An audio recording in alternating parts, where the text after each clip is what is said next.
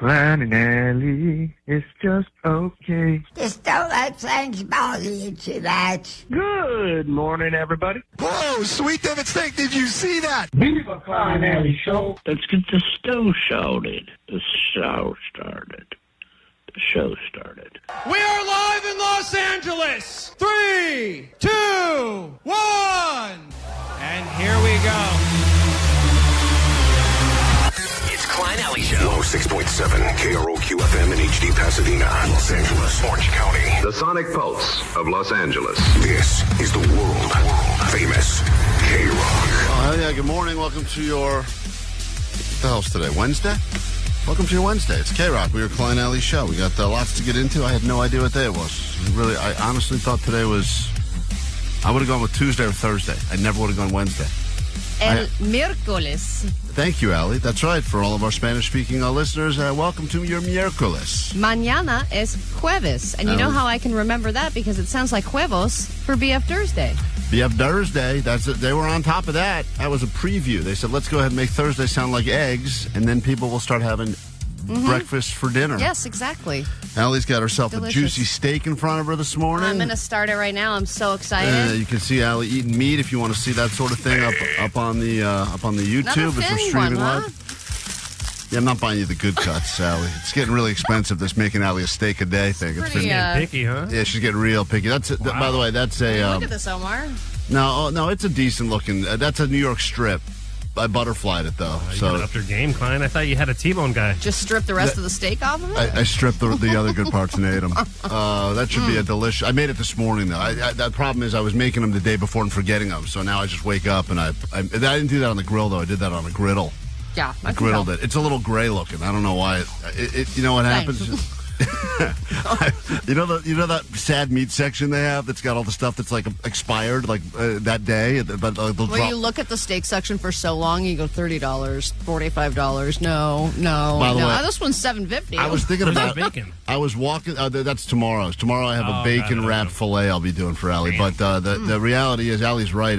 Meat has gotten so effing expensive, and I was thinking to myself, how much do I really care about Allie, and how much do I want her to get pregnant? Not enough. So I okay. started in the grass-fed, like organic steaks, and they were all it's real, like $40, real pricey. Like even it's the small crazy. thin cuts were, $25, $40. And then I slowly made my way to the left, a little bit more to the left. And then got into the beef chuck. You're in my price territory. Now I'm in the pork section. I've made my way over to pork. And you're like, the steak is over. Yeah, and then I've moved out of the steak, and then I get. If you keep going though, you get all the way to the little reject bin, and the reject bin is like a bunch of random cuts of meat that are quote the manager's special. I know. My treat on Friday is going to be stew meat. Yeah, I did. Allie, it's so funny you said. I actually had in my hand to buy stew meat because stew meat is still a very remarkable bargain. And I was like, I'm not getting Allie stew meat. She deserves more than that. So then I went back and I got her a thin New York strip. But I mean, this is a tough time for me, El Cheapo-wise, because the person I'm, working with for this next IVF cycle said you got to up your iron and you got to eat red meat 2 or 3 times a week. And I'm like, do you know how expensive it is? Yeah. What an expensive meat for you to prescribe. You think kids are expensive or IVF is expensive? Eating meat twice a day is expensive. Totally. And the beef broth, that's super expensive too. So Allie's starting her day with a delicious New York strip, and we recommend you do the same. Unless you look like some of our listeners that probably should not have a steak for breakfast. We're going to be doing a lot of eating today. A lot of eating today. We got our hands on these viral gummies that apparently they're hard to even get anymore at Trader Joe's because everyone's crapping their brains out because they just look like a regular bag of candy, but apparently they have some amount of fiber. Jake was saying they have 250% of your daily fiber per bag. Inch bag, yeah. And so there's all these articles that have come out about how people are accidentally having these bathroom mishaps after eating these Trader Joe's gummy worms. So we said we have to get these immediately. We couldn't even find them. They're sold out so many places. Vanessa had no luck at her Trader Joe's, sold out. Johnny went, couldn't get them, sold out. You were able to I was them. able to load up on 4 bags of them, and everyone looked at me very weirdly, like, why was I getting 4 bags of the crap gummies? No, I think they looked at you and they were like, that tracks. But we do have them, and if you liked Gummy Roulette, which we did on 420, and we spun the wheel to decide what type of gummies we would be eating, well, today we'll determine how many of these crap gummies we'll be eating during the show, anywhere from 1 up to 1 bag. 1 bag they did put a warning up now at Trader Joe's. We should post that on our Instagram. One bag has 70 grams of fiber. They they felt the need because of, I guess, all the press that this is getting, that they put up a warning sign next to them that said, basically, you should not eat a whole bag of this in one sitting. They didn't say you'll crap yourself, but they put it in like the Trader Joe's speak, which was their way of saying you will. In their fun little font. Yeah, they have like a fun little... 70 grams of fiber per bag with like a little cartoon worm with a smiley face. And it says enjoy in multiple sittings. Yeah, because people were crapping out. So anyway, that'll be fun today. We'll be forcing ourselves to eat those during the show. So lots to look forward to. And, of course, we will get you not only into a Smashing Pumpkins show, but potentially to go see them again in Chicago at Lollapalooza. Keep listening for details on that next. I'm happy. KROQ. Klein Alley Show. Mornings on K-Rock. K-Rock. Yeah! K-Rock. Look at me. You look great in that jacket, man. I'm glad it's yours. It's K-Rock with Klein Alley Show. If you'd like $100 of Alley's money, now's a great time to call. Get that cash while you can. 800-520-1067. Think of all you could do with an extra $100 to start your Wednesday. And all you got to do is answer more questions about the news than Alley. The number to join us all show long, but especially right now, is 800-520-1067. $100 could get you parking at the Forum or SoFi. Yeah. Oh, yeah. You were at a show last night, right? I was, yes. I saw Florence. Florence. And the Machine. How was that? Machine. Oh, incredible. I mean, she's somebody that could easily start a cult, and everybody would follow it.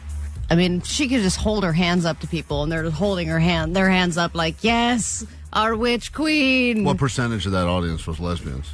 Not a lot. Seriously? Hot straight girls, I'm telling you, and their boyfriends. Come on. Yes, a lot Are they of all the hippy-dippity type? No, of? there was a girl who looked like she was a Taylor Swift fan, hot, blonde, and I thought she was just there with friends, and she was like, I'm about to get unhinged when she comes out. And she knew every single word to every single one of her songs. And the new album, too, every word. Well, it was anyway. wild. But I will say, we need to work on the encore etiquette here with concerts. How so? Well, we're all doing this dance like we don't think she's coming back out. We all know she's coming back This out. is every band now. That's why we talked about So why are we wasting our time with woos and clapping and, hey, get back out here, when we all know what song and dance we're doing? And then she comes back out and does a 4-song encore, which is it's like a second set. Right. And I love that she's coming out and doing more, but... Well, you're complaining about more music? No, but the encore is show? supposed to be one. It's supposed to be no, one, maybe that's, two. How old are you? Yeah, Are you kidding me? it's been 2 for a while, and then 2 wasn't enough. White lady. And then 2 became the double encore, which was they go out, they do 2, then they leave again, and then people still won't leave, and then they come out and do 1 more. And you can always tell if they haven't played their biggest banger yet, they're probably going to come out and she do hadn't it. played Dog Days yet, so we knew she was coming back out. But now the end of the show has become not even an end. It's just kind of like a see you later costume change moment. Well, we've pitched this idea to the artist before, the before core, or get people there early and start with your big, do the encore first. Yeah. For people like me that like to leave early. I think that's great, just starting with a couple of hits. But I do admire her screens. She had 3 gigantic screens on each side so that for nobody... the Knicks game? Do you watch the Knicks game? No, Oh. for her. Oh. And then the whole back of the stage was one giant... You would have loved it, Klein. The entire back wall was a giant screen. There was never... Nobody had trouble seeing anything ever. But what screen had the basketball game on? No screens had the basketball game. It was all Florence. What a waste of screens. It She had was so many screens. Beautiful, beautiful screen. That's a little look at me. I mean, Florence, you've got 4 screens there. You've got an amazing overtime playoff basketball game on. None of the screens are for the basketball game? Nobody cared about the playoffs. No. Well, they should have. That was exciting. I'm sure the boyfriends were looking at the score. I would go to way more of those shows of stupid things my wife wants to see if they just had one of the screens dedicated to playoff basketball. Or just any sport. We'll come right back. We'll get you on the phone. You'll battle Allie. You'll take her money, and then we'll send someone to Lollapalooza. That's right. Everyone who gets these Smashing Pumpkins tickets will be qualified to fly to Chicago and see Smashing Pumpkins again at Lollapalooza. A little gift from our buddy Billy Corgan, who was on with us yesterday. Quick break. Back with that and more after this. K-Rock Road Trip USA 2026. Your favorite K-Rock bands all across America. Stop 1. The Smashing Pumpkins. Hey, it's Billy Corgan from the Smashing Pumpkins. In their hometown of Chicago. We now like to play a song for you that you might have heard on K-Rock.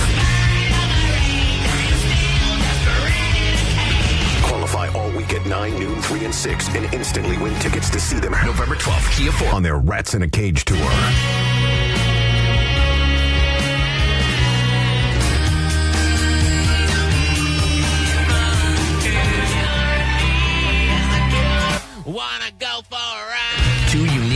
celebrating 30 years of melancholy and the infinite sadness, and nearly 4 decades of unruly hits and dark treasures, courtesy of Live Nation. You'll get the chance to see them again in the land of skyscrapers, deep dish pizza, baseball, and the Smashing Pumpkins at Lollapalooza in Chicago. Only on the world-famous K-Rock.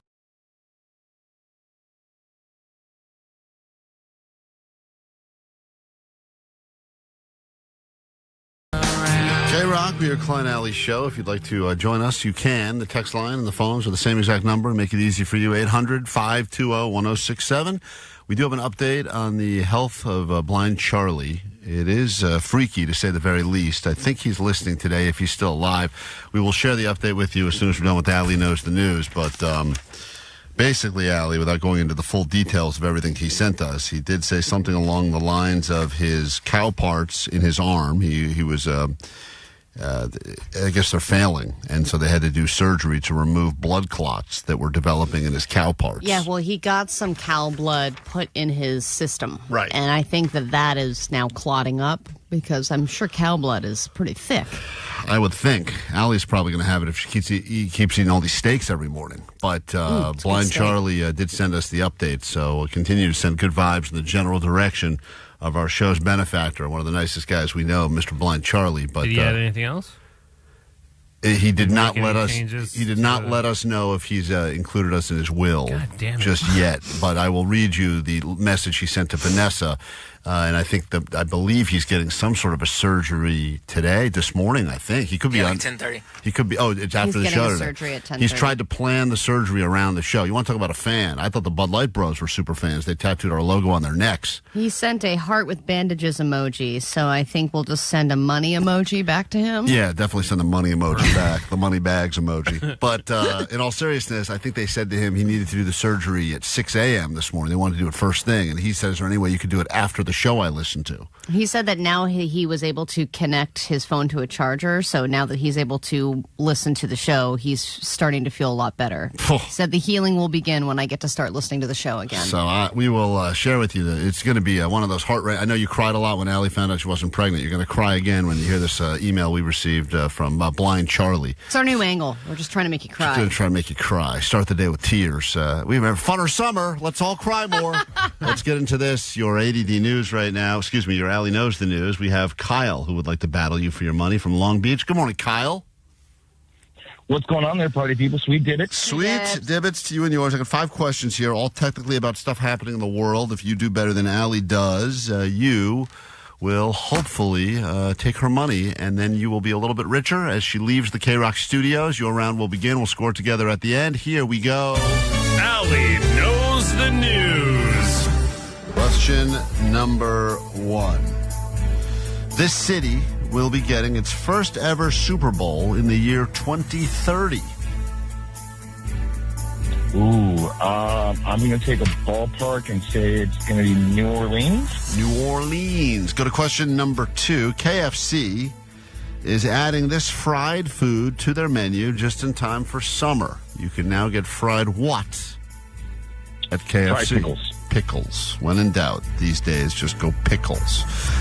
TSA is launching a new service to speed up the screening process. Of course, it will cost you something. And what are they calling this new service? Hurry up and get the hell out of my way. That's a great name for it. God, I would sign up for that. Hurry up and get the hell out of my way. Take my money. We go to question number 4. There's a massive drone show that's coming to Dodger Stadium with over 1,200 drones celebrating what movie that apparently is also a book? Mars Attacks. Say that again? Mars Attacks? Mars Attacks. It's a movie that definitely doesn't get enough glory. And finally, question number 5.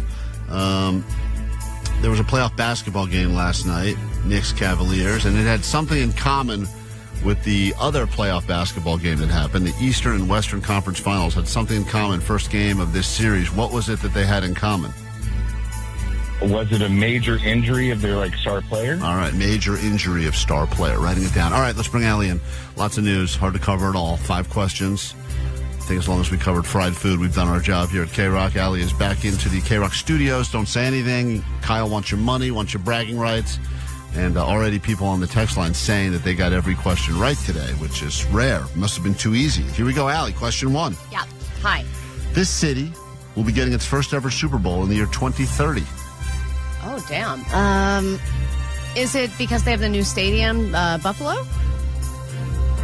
No, they couldn't do a Super Bowl at a cold ass place like that. February? No way. I feel like we've done this bit before. What? You guessing Buffalo and Klein yelling at you? Yeah. I feel like we have it's a done that new before. stadium. Sometimes they do that. Klein, explain the reasons why it wouldn't work. Yeah, for so many reasons, but primarily because bring it's... a coat and shut up. All right, well, you don't bring a coat and shut up. I feel like that's what you said the first time, too. They need to have domes. Anyway, it's going to Nashville. No one got it right. Nashville. Music City's getting themselves a Super Bowl, because what the hell? Everyone else is going to Nashville. Why not the Super Bowl? We go to... And that halftime show is already going to suck. Why? Because it's going to be all country. Oh, yeah. Of course it is. Yeah, y'all just calling out Post Malone. We go to question number... Is Jack White over there? I think everyone moves there eventually. Okay. It seems to be the cool place where cool people go. Not me, though. No way, no how. Question 2. It's got tied up 0-0 right now after 1. KFC is adding this fried food to their menu just in time for summer. What can you now buy fried at KFC? I would say summer hot dogs. Say hot dogs? That's a dumber guess than Buffalo. You said just in time for summer. Summer's about hot dogs. Who would need a fried hot dog? Don't tell me you wouldn't. Now that you mention it, that sounds delicious. But no, that is not the right answer. You know who got it right? Kyle, who said fried pickles. Oh, of course. Kyle. I love the hot dog. Sorry, they don't have them there. Deep fried pickles back at KFC. And now we go to question number 3, and Kyle's up 1-0 on Allie. TSA is launching a new service to speed up the screening process. It will cost you. What is this new service called that they're launching? T&A. Oh, all frisking. Yeah, do a little pat on the all T's, frisking a little all pat the time? on the A's, and then you're in. That would not speed up the process. They want it to sound cool, and they're calling it TSA Gold Plus. Oh, of course. When in doubt, add a plus. Add a plus. The LGBT community was the first to add the plus, okay? No. Don't take that from us. You're wrong. The fat community was the first to add the plus. The plus size? They just said plus. A bunch of pluses. Yeah, plus. Fat was plus, and then LGBT stole it. You guys stole it. Rainbow. And then Disney and Apple stole it. Yeah, now everyone's plus and everything. So TSA Gold Plus, which allows you to feel like you're better than the people in priority, but not as good as the people in clear, because they'll still cut you in line every goddamn time. They like to just do a different, platinum, gold, diamond, double diamond. We go to question number 4. Allie's still down 1 right now. I haven't gotten one right. A massive drone show is coming to Dodger Stadium. You all right, dude? Oh, yeah. If he dies, I win. Massive drone show is coming to Dodger Stadium with over 1,200 drones celebrating what movie that I think was also a book? You think? You think was also a book? I wouldn't know, because for me it's only a movie. Is that Stupid Field of Dreams movie? Stupid Field of Dreams movie? How dare you? Did you build it? No, they built a stadium. The end. No, you guys overthought this. He said Mars Attacks, which was a crazy guess. Oh, man, that's such a good movie. It is Harry Potter. Oh, my God. Why? Harry Potter drone show coming to Dodger Stadium. Yeah, but you know that's a book. Yeah, I know I've heard it's a book, but I never read it. So, according to me, it's a movie. But okay, I haven't seen the movie either, by the way. You've never seen the movie? No. Yeah, that's not your thing. Trying to get laid. I don't care about. You've never seen Quidditch? I don't care about kids flying on brooms and playing they're croquet. very entertaining. I don't care. Yeah, I like him. We go to final question, and Allie is still down 1. Boy, she needs this. Or she loses. Allie, there was a playoff basketball game last night, a playoff basketball game the night before, Eastern Conference Finals, Western Conference Finals. Both games, game 1 of the new series, had something in common. What did those games have in common? Overtime? Oh, wow. What a guess. That is the correct answer. Is? Oh, yeah, baby. Overtime and a double overtime game. Allie comes from behind, ties it up, and ties go to the house. Kyle sucks to suck. And I'm so sorry. We have nothing for you right now. What must you shamefully admit over the airwaves of K-Rock? Go ahead. My name is Kyle, and Allie knows the news. Similar to those NBA basketball games, this was also an overtime round of Allie Knows the News. Except it ended in a boring tie. Boring-ass tie. Sad. Give that man something. We got stuff back there. Vanessa, pick him up and send him something for his troubles. Also, Try to pick him up. He sounds sick as well, so send him some Claritin or something as well. Come back in a moment. This will be rather emotional, I'm sure. And then we will get you to Lollapalooza, all happening this morning on K-Rock. KROQ. Klein Alley Show. Mornings on K-Rock. K-Rock. Yeah! K-Rock. K-Rock Klein Alley Show. Sent some good vibes to the general direction of a Mr. Blind Charlie. Blind Charlie, we met. I don't know, he used to have his eyes and everything, and then he sat on the couch, played a lot of video games, drank a lot of Mountain Dew, ate a ton of Taco Bell, and I think developed diabetes as a result of that, lost his eyes. Now he's super skinny, dresses like Where's Waldo, walks around the streets, holds up signs to promote our show. Well, I think he still has eyes. They just don't work. Oh, he's got non-working eyes, right? So I've never seen him without his sunglasses, though, so I don't know. Oh, you haven't? It's freaky. Really? Yeah, he looks like one of those White Walkers. Does he have, like, those cloudy eyes? Yeah, Whoa, from Game cool. of Thrones. So, anyway, now that we've said bad things about him, let's say some good things about him. Let's talk about this freak some more. Couple more bad things first. I think it's cool looking when you have those white eyes. And recently he called to let us know he was getting some sort of an experimental procedure where I guess they were putting cow blood in him for some reason. That was veins. Yeah, somebody corrected us and said it was a cow vein. Cow vein that went inside of him. But which is his blood.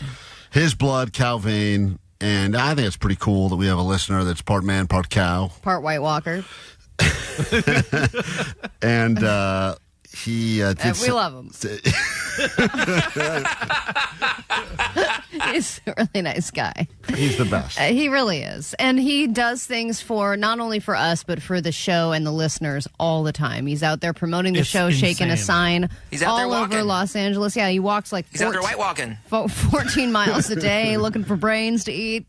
And I think it's really important that, you know, we just share how valuable Blind Charlie is. And I don't want to say anything about us, regardless of the nice things he does for us. He takes care of the other listeners. That's what I love about him. He does. He takes care of a listener. Anyone who is a listener to this show, if you're a new listener, you've been slogging for a while, he will go out of his way for you because he does feel that this is a community that he's a part of. So I'd like to read this message he sent yesterday. We don't need this. We don't need the Game of Thrones theme. Winter's coming. I'm not going to read it. Surely coming. I'm not going to read the message over the He's camera. so funny with his hold on. He does have a little cane, too. He said the following.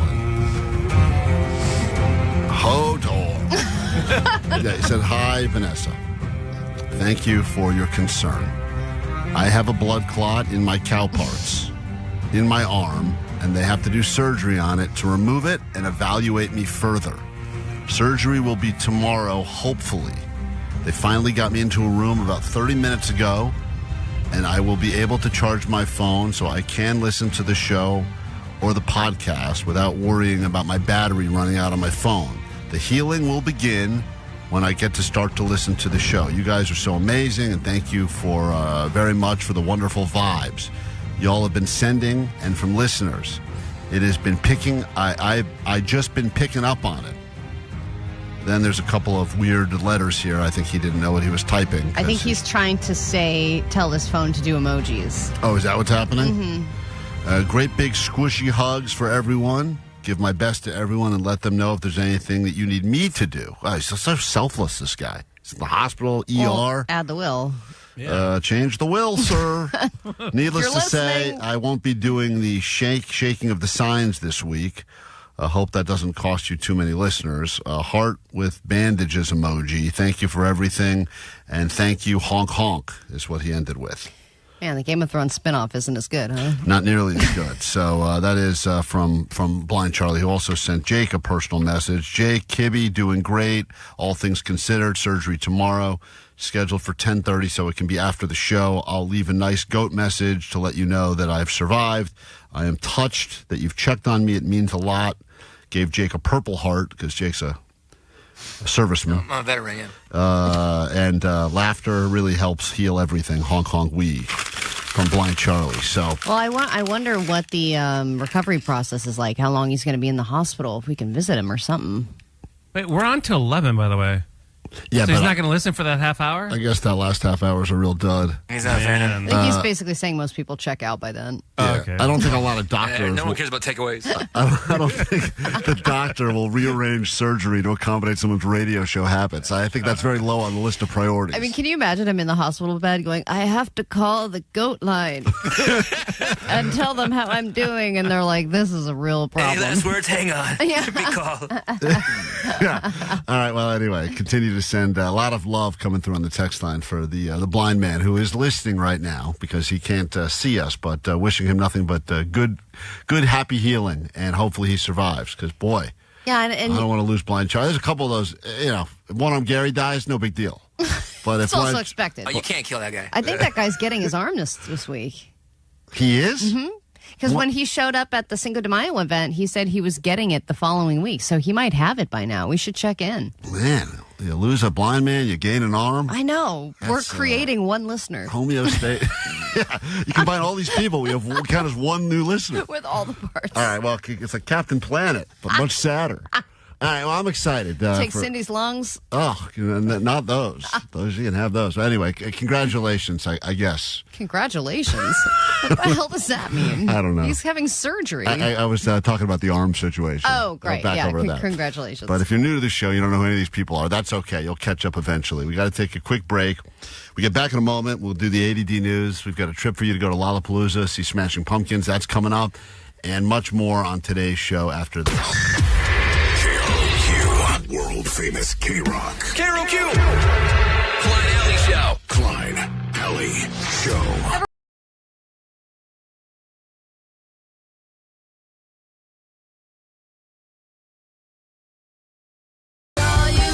Straight from the Vegas Dome, the Sphere, as they call it. That is the great Gwen Stefani and No Doubt. And we will get in. Allie, are you so excited when you hear that? I know Allie's been trying to not look at any footage that's been posted about the Sphere show because she wants to go in fresh. Anytime I see some of the Sphere footage and I see like a big orange or something, I'm like, scroll. I don't want to see any of it. So you don't even know that, Don't tell me what happens. I'm not going to tell you anything about the show, but, Johnny was there this past weekend. And Johnny posted a bunch of stuff on our socials, and Gwen Stefani liked what Johnny posted and reposted it on hers. I saw some of the memorabilia. Like, I'm going to go check that out. There's like a whole display. You can sit behind a drum kit and take pictures and all that kind of stuff. So I know that exists. You didn't see the stuff that we put up. You didn't see about Johnny's trip there to the Sphere. I saw some of the K-Rock posters and stuff, yeah. Johnny, you had good seats, man. I know Johnny paid for those. I know people think, he probably got free tickets working at K-Rock. Not the case. Paid full price, face value. Yes, sir. I got him back in like October. Actually, Allie inspired it. My ticket purchase. I heard she was going, and I was like, "Oh, good call. I'm going to go too." Yeah. Well, and you have to choose if you want to go closer to the stage or do you want to go farther back so you can see more of the. Supposedly there's one section in the Sphere that's not great because you're underneath the overhang of seats. That's where Johnny was. That's where I sat. But I did that intentionally, though, because I was like, I don't know if I was going to get like motion sickness from the Sphere. You're such a pussy. But I know. But literally after like 3 minutes, I was like sucked in, and I was like, this is amazing. Well, you had the blocked view seats. Where there's at the like an overhang. Partially, so it was partially obstructed. Right. So basically, you turned what was the Sphere into just a regular viewing venue. Turned it like half a golf ball. Yeah, I know. But he still loved it. Thank you. All right. Well, there you have it. Let's get into this, your news. Then a brand new hour of the show can officially begin. He even said our seats were great. Yeah. I didn't realize you were in that one section. Everyone says that place is not a bad seat in that place unless you're in this one section. I didn't know that's where Johnny was. I even saw that section, and then I was like, oh, wait a minute. It has like a little thing that says obstructed view. And I was like, yeah. They were also better priced, too. Oh, they were. Oh, that's why. Yeah. That's the main reason why I did it, too. All right, let's get to this, your news. Grab your Adderall. It's time for ADD News. If you look at a fire map right now in Southern California, you will see checkered red all over the place. 43,000 people have now been evacuated. There are several fires being battled simultaneously. Hundreds and hundreds of firefighters, I'm sure, are exhausted by this point. I saw a guy on his motorcycle on the way into work today who had his fire suit strapped to the back of his motorcycle. I was like, this guy's just getting off work. I bet he's so happy to go home and just take a nap. I opened the window to my place because it was getting smoky when I was making your steak, and then it smelled even smokier outside. Oh, probably made the steak taste even better. It's just got that smell of smoke. Yeah, I know. And doesn't it bring up a lot of, you're like, oh, God, memories, from the many fires that we've had over the years, specifically the Palisades and the other fire. I mean, there was several fires burning all at once in January of last year. So the Sandy Fire and that app we all had downloaded. Watch Duty, I had to re-download it. I forgot the chime it makes. Now all of a sudden it's chiming like crazy. Yeah. So the fire in Simi is 15% contained, so that's progress. There's also a fire near San Diego called the Tussle Fire, which has 1,000 acres burned, but that one's 25% contained. Then you have the Bain Fire in East LA and Riverside. That one was getting nasty yesterday, and our friend on the Tira was there covering it, and you got to watch on his Instagram. You can see he is right up against the flames. He is there right behind the firefighters. I mean, the firefighters are even saying, what's up, because they know him. We are at the Bain Fire where I don't know if the camera can pick it up, but that has to be just one of the more amazing sights. Oh, here he comes. Here comes the Sikorsky helicopter now. Oh, there he goes. A water bomb directly on your mom, homie. Cal Fire here in Riverside, California. Godspeed, homie. Godspeed, homie. I think we got our shot, perro. You can feel the flames here. Residents, you can see them there all along the hillside. On the Tira, obviously very, very concerned as well. And now you see the Cal Fire helicopters here on the Tira. What's up, dog? What's up? Oh, he's the best. Well, and he really gets up close. I mean, you can see the flames are like 30, 40 feet high right behind him. And then he eventually was like, I got to get out of here. Definitely not safe. No. But the firefighter's like, what's up? I don't think he's concerned about his insurance policy. No. He's just covering the stories. Yeah. Then there was a fire in it's still burning. The fire on Santa Rosa Island, which is near the Channel Islands. That one has burned like 16,000 acres. And that was caused by a shipwrecked mariner. A guy whose boat broke or crashed, and then he crashed onto the island, and then he even had like an SOS written on the hillside there, and he was trying to light up a flare to let people know that he was there, and that's how that fire started, which is wild.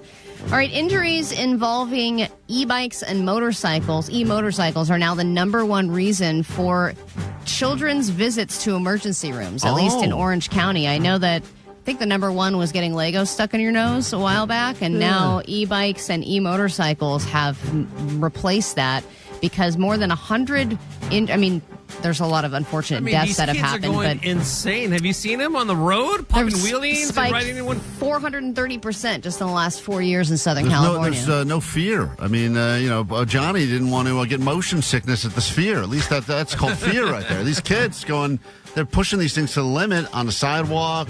But they just changed the ordinances or whatever in our area where they're like, now they can't ride in parks and, because everyone's like riding through grocery stores and knocking people over and stuff like that. I think in now the store? Oh, yeah. Knocked over one of the workers. Wow. And then the worker's like, I'm going to call your parents. Well, that's the other thing is that this guy died. It was like a 13-year-old kid who hit an old man and killed him. And now they're holding the mom responsible. She's being charged with involuntary manslaughter. I think now that the parents are like, oh, crap, I can be blamed for this. Yeah. You have to try and crack down on it a little bit. I don't hate that idea. Yeah, I don't either. But it's also like, even if you're saying you can't ride on the sidewalk, you have to ride on the street, there's still now a 13-year-old who can go like 50 or 60 miles an hour on a regular road. There's even like an 11-year-old or a 12-year-old that is operating a very heavy, very fast-moving, vessel. And they're not that expensive. I mean, in the scheme of things, if you're 11, you probably don't have enough money to get those things. I mean, aren't they like $1,000? You can find. I feel like I'm on TikTok sometimes. There's like flash sale, get an e-bike, $14. Let's go plus shipping. I'm like, what is going on here? Well, the kid down the street from us always has a new one. Like he's getting bigger and bigger. And I think if you ride a motorcycle, those little 250cc ones, they feel like really big and powerful at first, and then you outgrow it pretty quickly. You just want a bigger one and a bigger one and a bigger one. Al, you don't ride. I know you have your license to ride motorcycles. You don't ride motorcycles anymore, though, huh? Well, no, I never had one. I wanted to get one. Allie thought it made her look too dykey. No, No, I don't mind looking dykey. My wife You just know how to says ride I'm a going to die. motorcycle? Yeah, I she have my does. motorcycle license. Wow, that's insane. And then Never I thought. got my license, and then I rented a couple of bikes because I just wanted to get the feel for it, maybe decide if I wanted to buy a bike or not. And then my wife told me I shouldn't do it because I would die. I mean, we obviously have all seen the footage of you falling off a regular bicycle because a man walked in front of you and you got scared. And I did drop a real motorcycle, too, when I had one that was too heavy, and I tried to turn it around, and that didn't go so well. I feel like I shouldn't be on two wheels. No. I should be on more wheels. The most wheels. The most You should wheels. be on all the wheels. 106.7 KROQ FM in HD Pasadena, Los Angeles, Orange County. The sonic pulse of Los Angeles. This is the world famous K-Rock. Good morning. Welcome to K-Rock. We are Klein Alley Show. If you need us, 800-520-1067 to call and to text. You can interact with the show lots of different ways. On our Instagram, Klein Alley Show, you can find us there as well. This hour, we got lots to get into and lots to give you. This will all conclude at the end of the hour when we hook you up with tickets to see Smashing Pumpkins at the Forum and get you on the list so you can be a part of K-Rock's road trip. With the cost of gas, I can't believe we're doing this road trip around the country, but we are. And we will get you to Lollapalooza to see Smashing Pumpkins headlining for the first time in over 30 years. Because as we learned yesterday from Billy Corrigan, they had been offered to play Lollapalooza a few times, but it was not for that headlining spot. And he's like, this is my hometown of Chicago. How could I not headline? Give me some goddamn respect. So anyway, we will make that happen for you later this morning. Also, this is the hour that we bring back. I'm so disappointed about this, but Gummy Roulette is back. We did it on 420, and all those gummies were different degrees of milligrams, and we all got jammed up. I took 20 milligrams of Magic. Allie had a 10 milligram gummy, and the show quickly devolved. Today, we got our hands on these viral crap gummies that Trader Joe's is selling that's making people crap gummies. Crap themselves. A lot of news stories about them now and a lot of articles, but we got our hands on them. Hard to find now. I don't know if they pulled them or people are loading up on them because... So it's either crap gummy or regular gummy? No, it's crap gummy or crap gummy. It's basically how many... It's the reality is, okay. Omar, how many of these we'll have to eat, anywhere from one all the way up to a full bag. Now, a full bag is supposedly 250% of your daily... 8 pieces has 14 grams of fiber, which is already a lot. We talked about this yesterday. A regular serving of Metamucil, I think, has 8 grams of fiber. So you're eating way more than a regular, laxative. If you were to have a fiber gummy, it would have less fiber than this. This story is blown up now. These articles are everywhere, but this was, I think, one of the first influencers that brought everyone's attention to the fact that these new Trader Joe's gummies, sugar-free gummy worms, are actually causing people to spend all day on the toilet. A new candy at Trader Joe's means, of course, it's going in my cart and coming home. Sweet and sour gummy worms. 0 sugar. 14 grams of fiber. And I was spending quite a while on the toilet. But dang, I can get addicted to these. But be careful, otherwise you will be married to the toilet. 50% of your daily fiber intake? Hopefully I've had other fiber today. So this woman is the first one, I guess it went viral, and then people started eating them going, yep, this is actually creating a lot of problems because people were throwing down whole bags of these. And now Trader Joe's put up a warning next to the display where I saw them yesterday that said, you should not eat all of these in one sitting. It will have real bad effects on your body. Well, the ingredients include resistant tapioca fiber and resistant corn fiber. Those are resistant to what? I don't know. What is it resistant to? To being out in public. Everyone's apparently. buttholes? Yeah, so that'll be coming up this hour on the show. Not looking forward to that. Who bros? But we will get in that wheel into the studio, and we will all be partaking in the return of Gummy Roulette. So that'll be an interesting day today. Show's going to get real interesting starting right now. Choose your own adventure. On KROQ, good morning. Klein Alley Show. K-Rock, Klein Alley Show. Our pain is your pleasure. Consider that free fun in a time that people aren't having so much fun. We will give the first official spin of the Gummy Roulette wheel, all this time with the Trader Joe's accidental laxative gummies, creating these stories, a lot of articles, including the following. Trader Joe's new gummy worms are making shoppers run to the bathroom, but not for the reasons you'd expect. 14 grams of fiber. Well, that's the reason I would expect. Well, right. Although, what other reason would somebody be running to the bathroom? That's good. That's a terrible headline. You're right. I don't know why they went with that. But not for the reason you'd expect. It is having laxative-like effects on many people, and it is not being marketed as a high-fiber snack. Now, Trader Joe's has responded by putting up this hilarious sign that they now post by these bags that say... With a little animated worm, like, hey, enjoy me in multiple settings. Right. So they're letting people know. And then Johnny went over to the Trader Joe's yesterday, and he was talking to people about these. They're hard to find now because I guess... everyone wants to crap themselves. Everyone wants to get in their bathing suit bods for summer. So this is a great little cleanse before the weekend. But here was Johnny trying to track down these... his hidden audio is never good at Trader Joe's. Do you have the gummy bears that are making people themselves? So he went to the person there and he says, do you guys have any more of those gummies that makes people S themselves? Where is he holding his phone? I don't know. And I thought we talked to him about a better way to do it. You can barely hear him. I think his phone is outside. It's even worse. Yeah, I think he left his phone in his car, actually. Do you have the gummy bears that are making people themselves? The sour, gummy worms? The woman knew what he was talking about, though, right away. He said, she sounds like a pooper. Do you have those gummy bears that make people S themselves? And she goes, you talk about our sour gummy worms. Yes. Yeah, the new ones you got. Stupid Tina Turner in the background blaring through the PA system there. I love the music choices in Trader Joe's. I was talking about it on the radio today, and I was like, what? Yeah, they have a lot of fiber in them. Wow. But, is there, a warning or something to tell people, hey, you might your pants if you It does say, on the back, how much fiber is in it. Wow. Are you guys sold out? Yeah, I'm not seeing them. Let me go check my system. Okay, thanks. Yeah, we just sold out. We're expecting more. Oh, you sold out? Hard to get. We got 4 bags of them here, and we'll be eating all of them today on the show. And we also learned that you can sample anything at Trader Joe's. So if you see a bag of these and you just want a couple of them, they're happy to open. Just want a crap. Yeah, you just want a quick crap. A little backed up. Just asking to sample 4 or 5 of these worms. You know about them, though, right? The ones that make people themselves? Oh, what? Yeah. John, are you talking to other shoppers here, or are you talking to the people that work at Trader Joe's? No, this is a lady who was working at Trader Joe's, and she was training another girl, and the other girl just kept laughing at everything I was saying because I was saying the S word. So, right. I heard it on the radio. They were like, "Yeah, people are reporting The candy though, the sweet it's and the sour? the little gummies, right? Yeah, sweet and sour. Yeah. We have them up here, but today a customer bought the last one.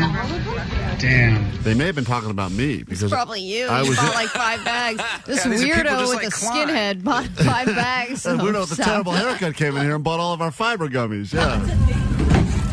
But then Johnny said there was another shopper there that was overhearing this conversation, and he thought it was hilarious. Do you have one? Oh, you go check. Yeah. Go check. Well, apparently you have to eat half the bag for them to make your pants.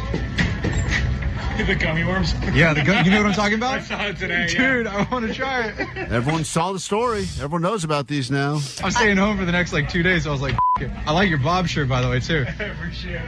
Johnny's hitting on guys at Trader Joe's. God. I don't know. Oh, he started talking to me.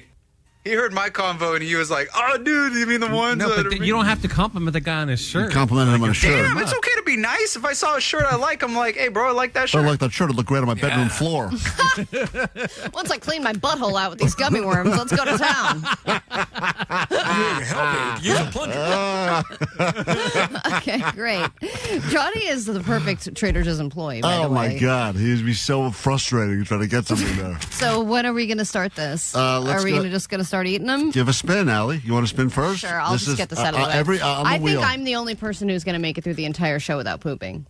And I don't know what it is that we feel as a society we need to challenge ourselves. Remember the black BK burger? Yeah. Oh, yeah. And it was this is making everyone crap their pants. Everybody was buying it. Right. It wasn't. No, they just want to see if it was changing. It was changing the color of your pants. But everyone wanted to do it to see if it would happen. Well, because it's cool. Yeah, it's cool. It's your body. Crapping your pants isn't cool. No. But people.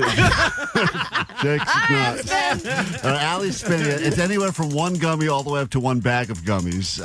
Let's see what it lands. Oh boy, Allie. Oh my. Oh no, 10. Allie landed on 10, which is more than a serving, and that is already above the danger threshold. So get Allie. Allie's going to load up on 10 of these gummies now. And if you're just joining us, we are spinning the Gummy Roulette wheel. This time it is the new viral Sweet and sour Trader Joe's gummies that apparently everyone is crapping themselves. There's tons of articles about this. The gummies contain lots of different types of fiber, multiple types of fiber. Yeah, I don't know why I didn't even know there were so many different types of fiber. And someone texting us who said that my girlfriend had bought these the other night. I had 3 of them, not thinking much of it, and didn't leave the bathroom for the rest of the night. Allie's got 10 there. That's a lot of gummies. Man. And she just had a steak, by the way. Okay. Allie, It's going to counteract each other. Allie already put that in a New York strip this morning, too. I did, and more. I've eaten more food. Shout out to the pipes here at K-Rock today. They'll be getting an overload. For you guys, it's going to be even worse because the men's bathroom is real crowded now. Real crowded. Hey, Johnny, you want to give this thing a spin? I'm coming. All right, Johnny's going to come in here and give this thing a spin as well. Once again, we don't know what this effect will be on us all, just like on the 420 show. Round and round it goes. Where it stops, nobody knows. It's the Gummy Roulette wheel. This time it's the Trader Joe's viral crap poop gummies, which is not what they're called on the thing. Crap poop. Johnny's landed on almost at a full bag. Johnny's at the 10 as well. All right. Man, 10's a lot. I'm nervous now. This is like when it landed on Allie's pubes for Jake a few times. Come on, Hey, Jake, are you concerned because you have such a irritable bowel situation to begin with? Are you concerned that this is going to... Yeah, I'm concerned. Maybe it'll have the opposite effect. It'll fix them. Yeah, you think it's possible? I doubt it. Jake, why don't you come in here and give this thing a spin? How about I pass? Oh, you'll be passing. No, all right. yeah. I'm passing and passing. Why don't you come in here and give this thing a spin? Jake the Nerd now is taking his shot at the Gummy Roulette wheel. And once again, a lot of people warning us that have had these things, and they say the rumors are very true about these. I think that they're not sold out. I think they're pulling them off the shelves because they're having effects on people. I ate these while sitting in traffic. Someone said, geez, you got to be careful. I ate these while sitting in traffic. I had to make an emergency pullover. That is...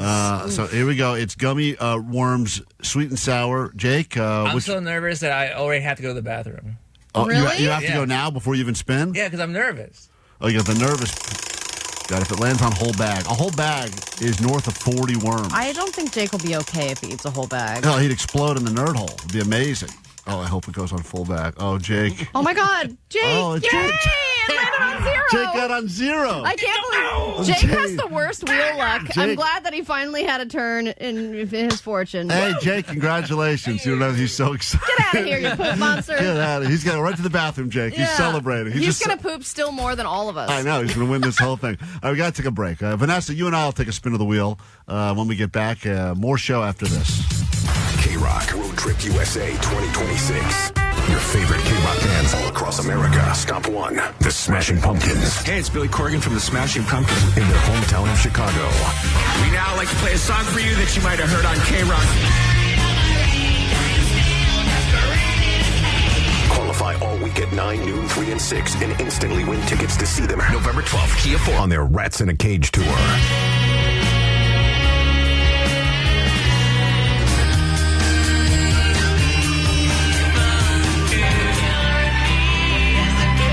Wanna go for a ride? 2 unique sets celebrating 30 years of melancholy and the infinite sadness, and nearly 4 decades of unruly hits and dark treasures, courtesy of Live Nation. You'll get the chance to see them again in the land of skyscrapers, deep dish pizza, baseball, and the Smashing Pumpkins at Lollapalooza in Chicago. Only on the world-famous K-Rock.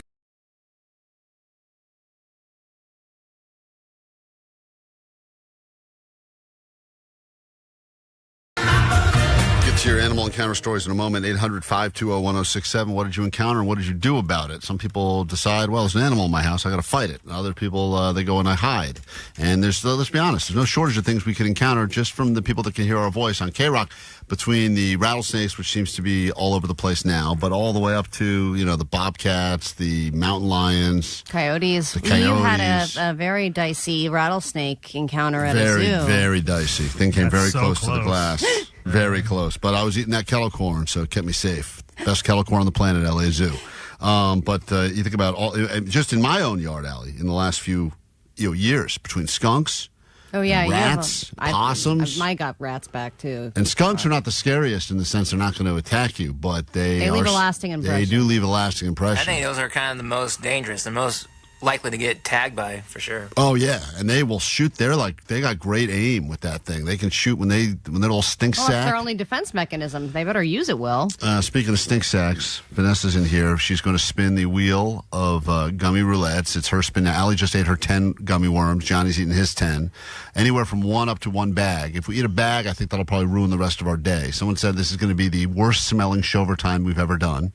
I got gas. Well, that's about to change. Go ahead and give this thing a spin. Vanessa, you're not happy about this? No, I feel like we keep doing things to hurt ourselves. Not, but You feel like that because it's true. Yeah, and I can't even fight it anymore. I'm just like, okay. But you love candy though, so part of you's got to be excited about this, and they're sugar free. I don't want to go to the bathroom here. Yeah, I know. Right, It's not. There's It's not like really. not Just go in your office. But I'm gonna do it for the show.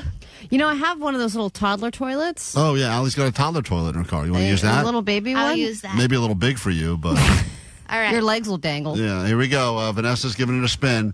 Anywhere from 0 gummies up to 1 bag.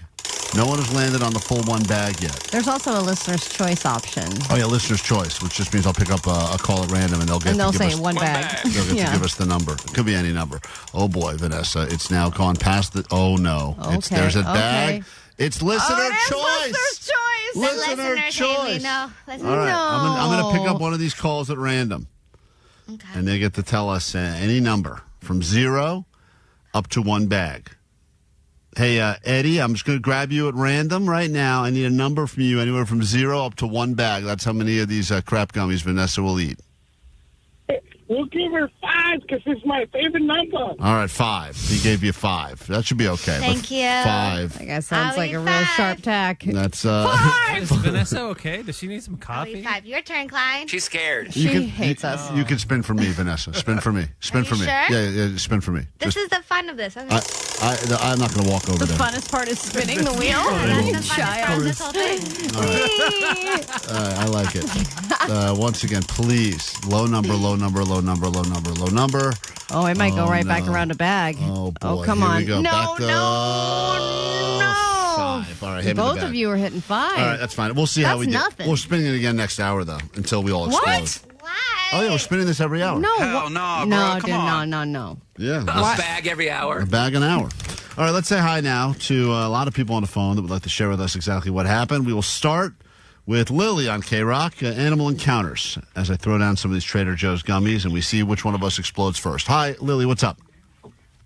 Hey, so we usually get rattlesnakes in our backyard, and our neighbor down the street grills them. He eats snakes, so every time we encounter a rattlesnake, we just call him. Wait, did you say he eats them? He eats them. He grills them and eats them. So if you find a rattlesnake in your backyard, he's excited about that. He'll come over, and he will... Yeah. Does he do that thing where he catches it in a Yeah. bucket, or does he smash it with a shovel? No, he grabs it in the bucket. We don't even call the fire department. We just call him, and he comes and grabs those little clasps, puts it in the bucket, and takes it home. Whoa, dude. Do you know how he makes it? He just grills it up? He probably just grills it up. Whoa. I don't even ask. That's I just good eating. let him use. The best part's the knee, I think. That's what they say. All right, hold on 1 second. I think that'd be his knee. That's Lily right there, who says that her neighbor, when she encounters rattlesnakes, neighbor comes over, kills them, grills them, and eats them. I mean, that's such an FU to snakes. I'd love to get that guy. I'd love to get her neighbor on the show.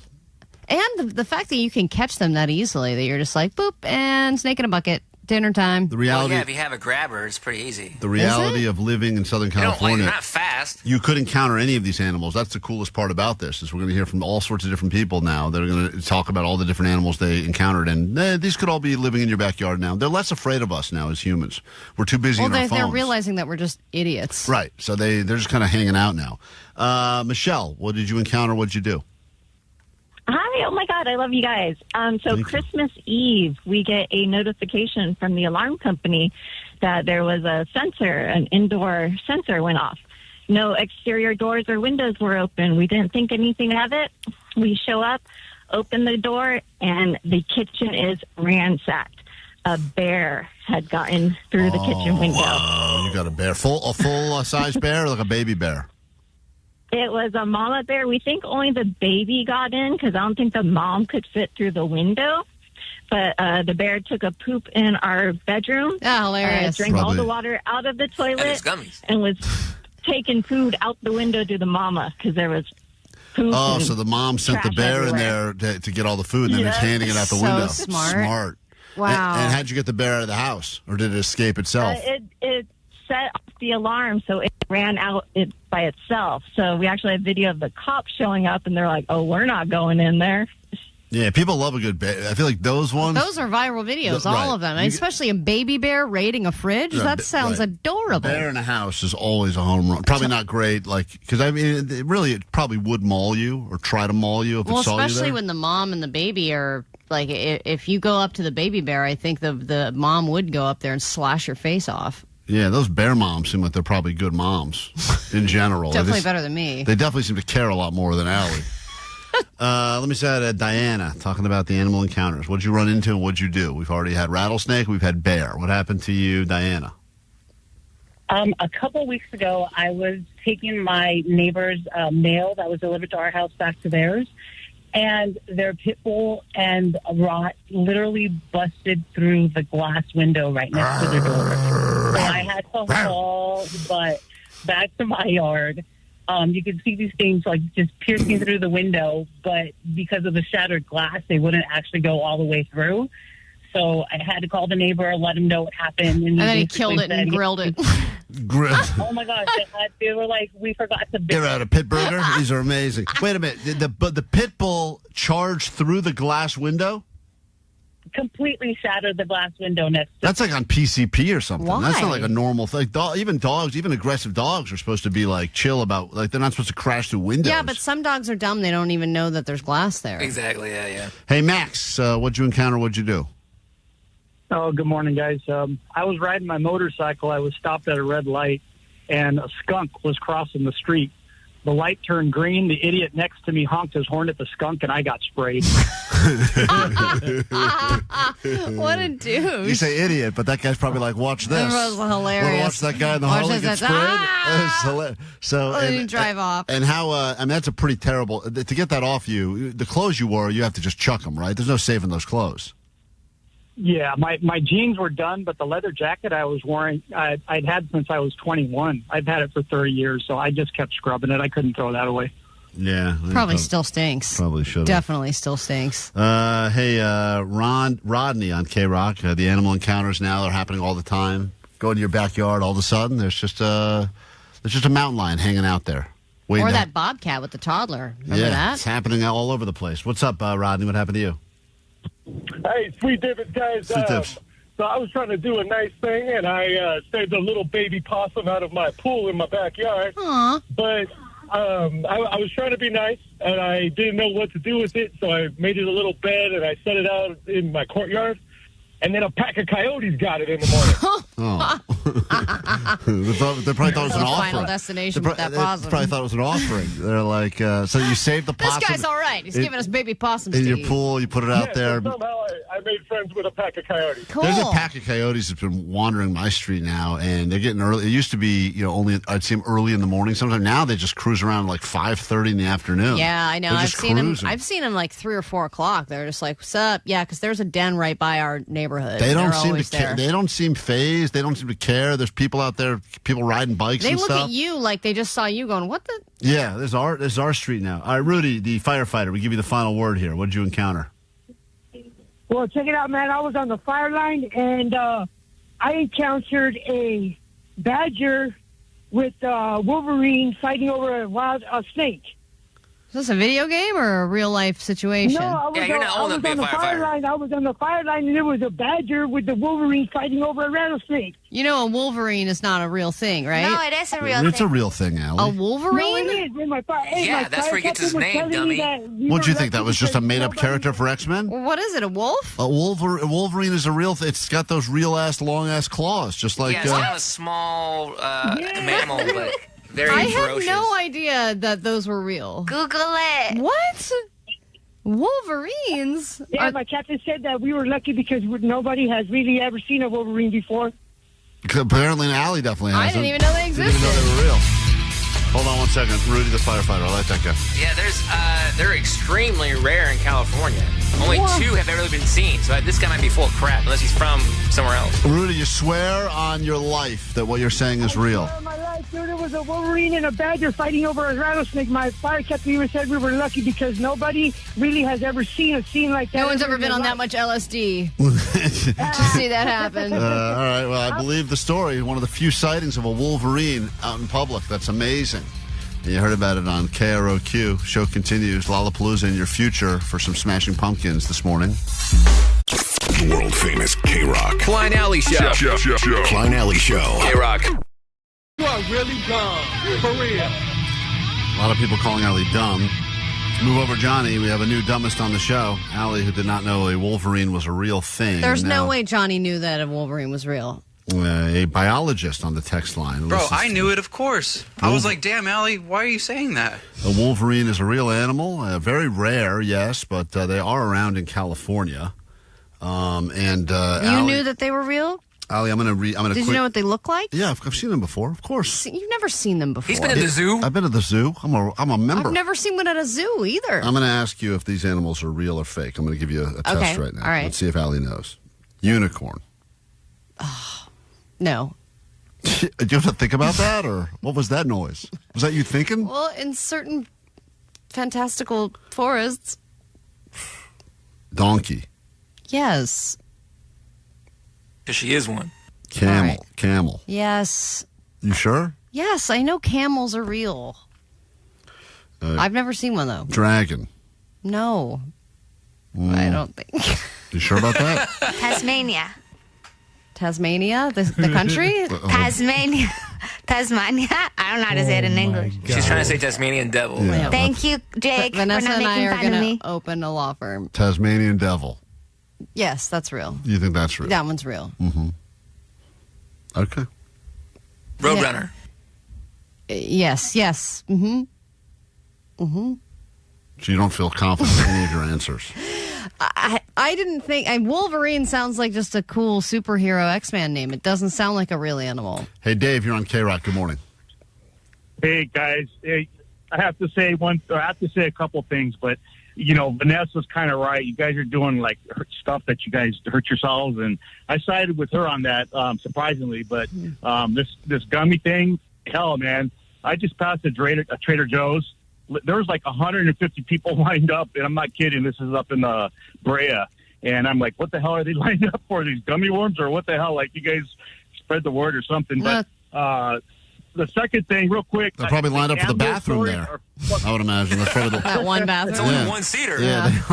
My God. What a sad the bathroom. gummies, and they're bad sample day when they give out the gummies. They're going to line up for the bathroom. Go ahead, Dave. Second thing. Oh, hey, Vanessa, I would have picked 0 for you because you said that, you know, hey, you're like, we shouldn't hurt ourselves. So I was going to pick 0 if I called. But anyways, you guys, the animal stories are spot on. I appreciate it. It was funny as hell.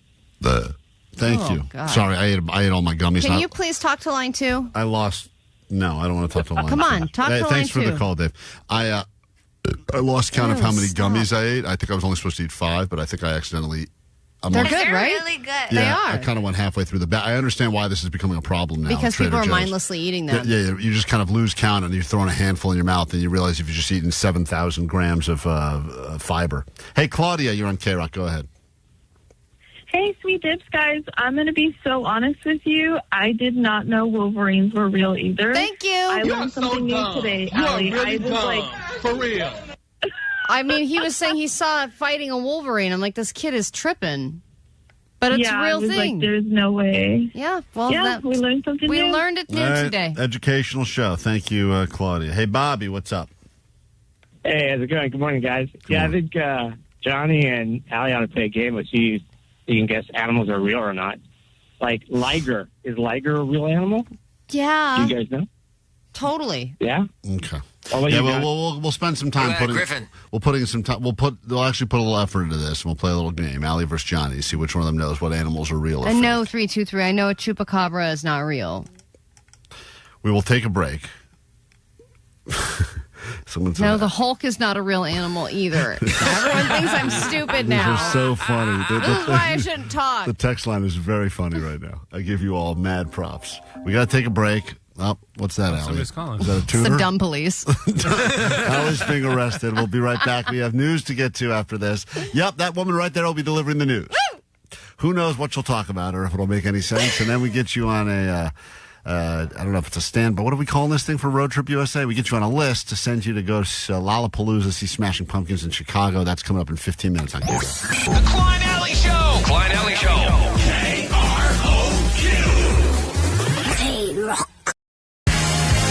K-Rock, Klein Alley Show. We'll do some ADD news now. Then we get into a brand new hour of the show. Very first thing we do is get you tickets to see Smashing Pumpkins at the just announced tour. Those tickets aren't even on sale till a week from tomorrow, but we will get you. Oh, wait, hold on.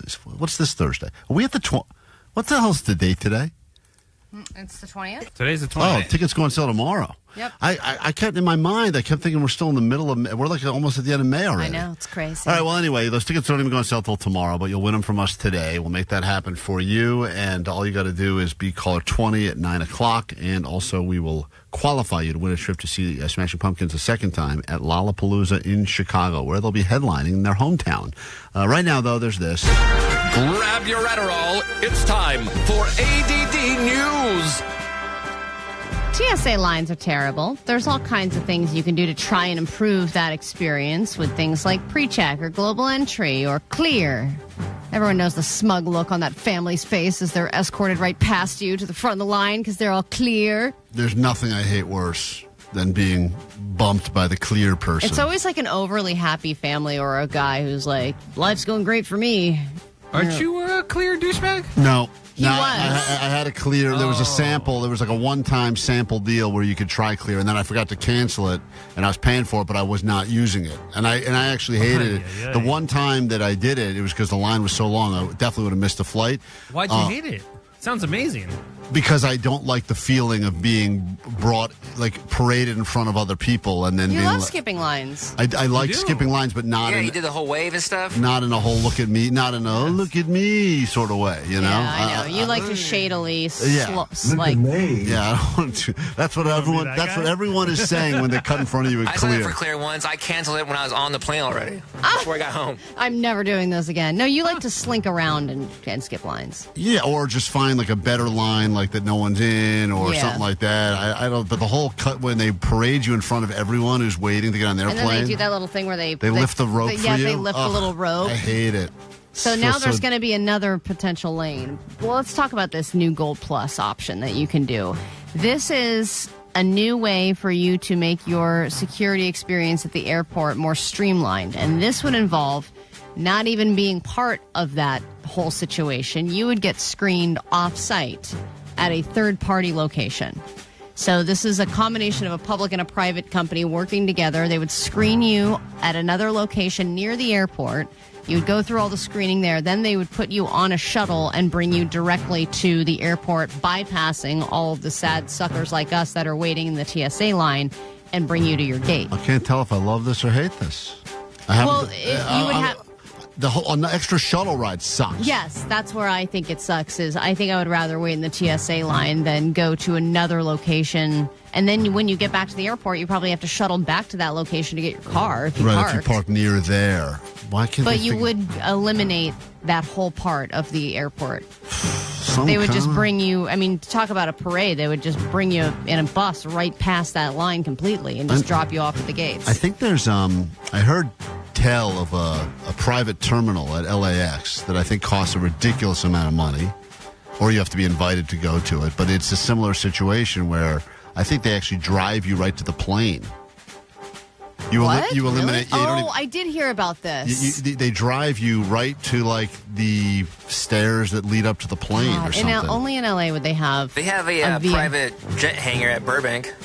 Yeah, no, I know the Burbank That's one. like the Jet Suite X But thing, I right? think that there's a whole something at LAX. I've seen people post about it, and I go, that looks pretty nice, but I'm sure it's not cheap at all. Well, it's probably the same people that are getting that parking valet, where they drive you drop off your car, somebody picks it up for you right at the gate, and then they drive away in your car. You just walk right inside. Oh, yeah, you Rich did that. Yeah, because... Well, we did it because the company paid. Yeah, Then because they were like, we'll reimburse your parking, and we were like, we're doing valet for $100 a day. They were not happy about that.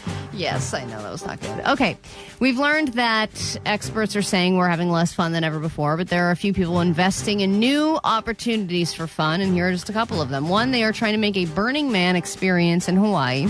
And secondly, Nate Bargatze wants to build his own theme park in Nashville called Nateland. It would be 100 acres. It would feature a 90s-style mall and rides based on his jokes, like the donkey dive, and a New York experience where you do a whole walkthrough of Times Square. This thing would cost $350 million.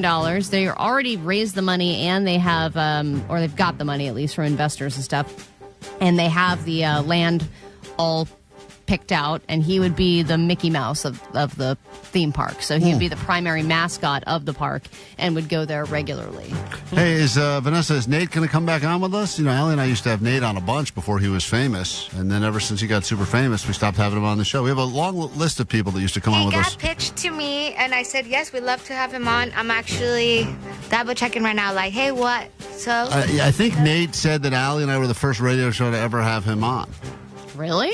Yeah, because the guy was not doing a lot of press. He wasn't selling. He wasn't doing venue. When we started talking to Nate, he was just talking about how he met his wife at Applebee's. So this was like pre-COVID, because that COVID special they released around that time is what kind of like launched his superstardom, right? Yes, this was pre. This was all. So I don't know. All these Remind people. him, Vanessa, that we were the first radio show ever to interview Nate Bargatze. We didn't even know how to say his name. I got both names wrong, the first name and the last name. The first name is just Nate. Tinder would like you to continue using the app even though you're sick of online dating, and here's what they're changing in order to get you back in on Tinder. They want to make real-world social events where singles can meet casually instead of jumping right into dates. They are planning group mixers, themed parties, activity-based gatherings, and the idea is they want everyone to get together in a low-pressure social setting, all people that, quote, like each other, instead of doing the traditional, quote, date interviews or first dates that really feel like interviews. And this is like that woman we talked to who is doing like a singles section at the Dodger games. Oh, right. Where people just want a low pressure situation where everyone can get involved, but you're single. Yeah, and those old singles mixers are kind of coming back. I want to open up a bar and just call it Hornies. And everyone just goes there if they're horny. And hey, sweet cheeks. And then, that's right. I think that's a better name. He'll be bouncer. And then going into it. You want to go to Hey Sweet Cheeks? Yeah, but that's the opposite of Hooters? That's the opposite. The exact opposite. Brand new hour of the show starts now. Klein Alley Show. 106.7 KROQ FM in HD Pasadena, Los Angeles, Orange County. The Sonic Pulse of Los Angeles. This is the world famous K-Rock. Call it 20. Let's go. 800-520-1067. Let's get you some tickets to see Smashing Pumpkins, the Forum, and then again potentially in Chicago at Lollapalooza. That bar Hornies would just be full of horny men. Right. There'd be no women there. No woman would ever show up. No woman is like, let's go to Hornies. But if they did, let's end the night at Hornies. Let's get groped. But if they did, Allie, I haven't gotten the date rape drug yet. They would be very popular. Any woman who walked by Hornies. Oh, look at that ass. A bunch of guys with a beer in their hand going, hey, hey, hey, hey, hey, hey. Hey, stop. Are you horny? Me too. You don't have to ask that. But don't walk away. They're there. If they're there, everyone knows what's up. Let's be honest. A lot of this whole going out and meeting, it's all a giant charade. You got to go in. I mean, we know what everyone's end game is. Yeah, every bar is hornies. That's right. I mean, that's the reality. Is every bar is hornies, but you pretend it's not. I'm here for the. I'm here for the drinks and the ambiance. I'm here for the whiskey flight. They got good music. Darts. Right. It's all just a giant sham we're all doing. Just go to Hornies. Call it what it is. Right. You were talking about how no one's having fun anymore. It's something that sadly has been happening in society, and we're going to make someone's day a lot more fun in a moment when we give them tickets to Smashing Pumpkins. But a woman did want to call and give us her theory about why there's a serious lack of fun these days. Hey, Sweet Divis, everyone. Podcaster here. Just wanted to chime in on this whole issue about fun. Aside from the astronomical cost of having a chill evening, going out, movies, drinking, friends, whatever, lunch, dinner, I think people are just so f***ing burned out. Everyone I know has a side hustle going. People are working themselves to f***ing death, and they have zero time and energy to do fun stuff. It's just ridiculous. And it's become the norm. It's become the norm, and it's expected. And we need to stop with this side gig because people are going to stressing out over paying bills and and at what cost? At the cost of our humanity and our mental health. In spite of that, you bring a lot of relief from all that chaos and craziness out in the world. So thank you. Thank you for being honest. Love you guys. Have a great day. It shouldn't sound like she's having a lot of fun, but thank you for the message. And yes, I do agree that we are overworked and overstressed. Well, and when you're burnt out, it's hard to plan fun because that sounds even more exhausting. You ever plan a vacation or plan a trip? Stressful. So stressful. That's why let's give you some unexpected fun right now. You didn't realize when you started this morning that you would win yourself tickets to see Smashing Pumpkins, but Natalie and Irvine, that is exactly what is happening to you right now. Yes, let's go. Thank you. And lucky you, we've just decided to make it even better. We could call you back and deliver the good news. You'll be traveling to see them again in Chicago as part of K-Rock's Road Trip USA. So hold on for that as well. Thank you. All right, thank you. That could be fun. That's fun right there. And you didn't plan it. Unplanned fun. We're going to make it a funner summer. Starting, I guess the unofficial start of summer would be this weekend. So starting this weekend, we give you our promise, which should mean something, that we will make this a funner summer. And all you have to do is start your days with us on K-Rock, and we will have fun. At our expense, primarily, as we've all eaten these laxative gummy worms today. But it's about to get not funner. It's about to become a terrible, terrible summer. Klein Alley Show. Mornings on K-Rock. Yeah! K-Rock.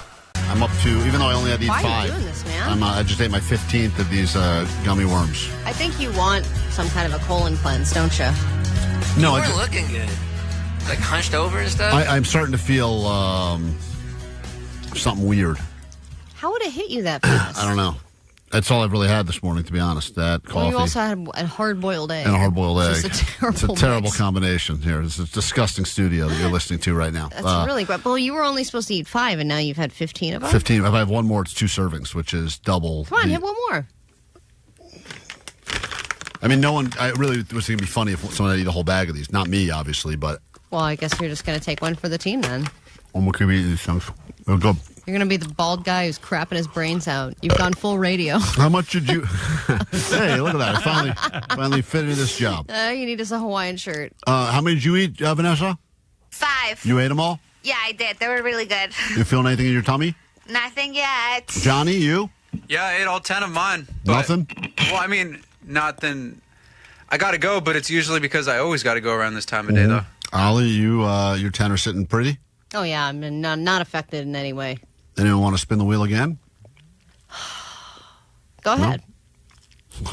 What's the matter? I'm going to finish this bag anyway. Go ahead and spin it. I'm going to eat the whole bag for science. I'm going to eat the whole bag. Go ahead. Eat the whole bag. I will, but I think you should. Eat 2 bags. Whoa, Vanessa. Vanessa, eat 2 bags. You know, Vanessa's the person that tries to talk. Eat 2 bags. Vanessa's so funny. Eat 2 bags. She goes, we shouldn't do this stuff. We it's not shouldn't. nice. And then she's going, eat 2 bags. Well, because you're the one that's like, we need to do this. And, like, I feel like I want to peer pressure you how you peer pressure us. Let me tell you something yesterday. I got peer pressured so badly by my wife that I look like such an ass. And the whole video is up on our Instagram at Klein Alley Show because we were sitting in the canyon going over, and the car in front of us had a K-Rock bumper sticker. And she says, oh, you should say hi to that person. And I said, why should I say hi to that person? Well, saying hi to somebody in a moving vehicle is in what world should I say hi to that person? She goes, they're probably a fan of your show. I go, that means nothing. They have a K-Rock sticker. It could be an old car. They could be a fan of the music. Maybe they like the Chili Peppers.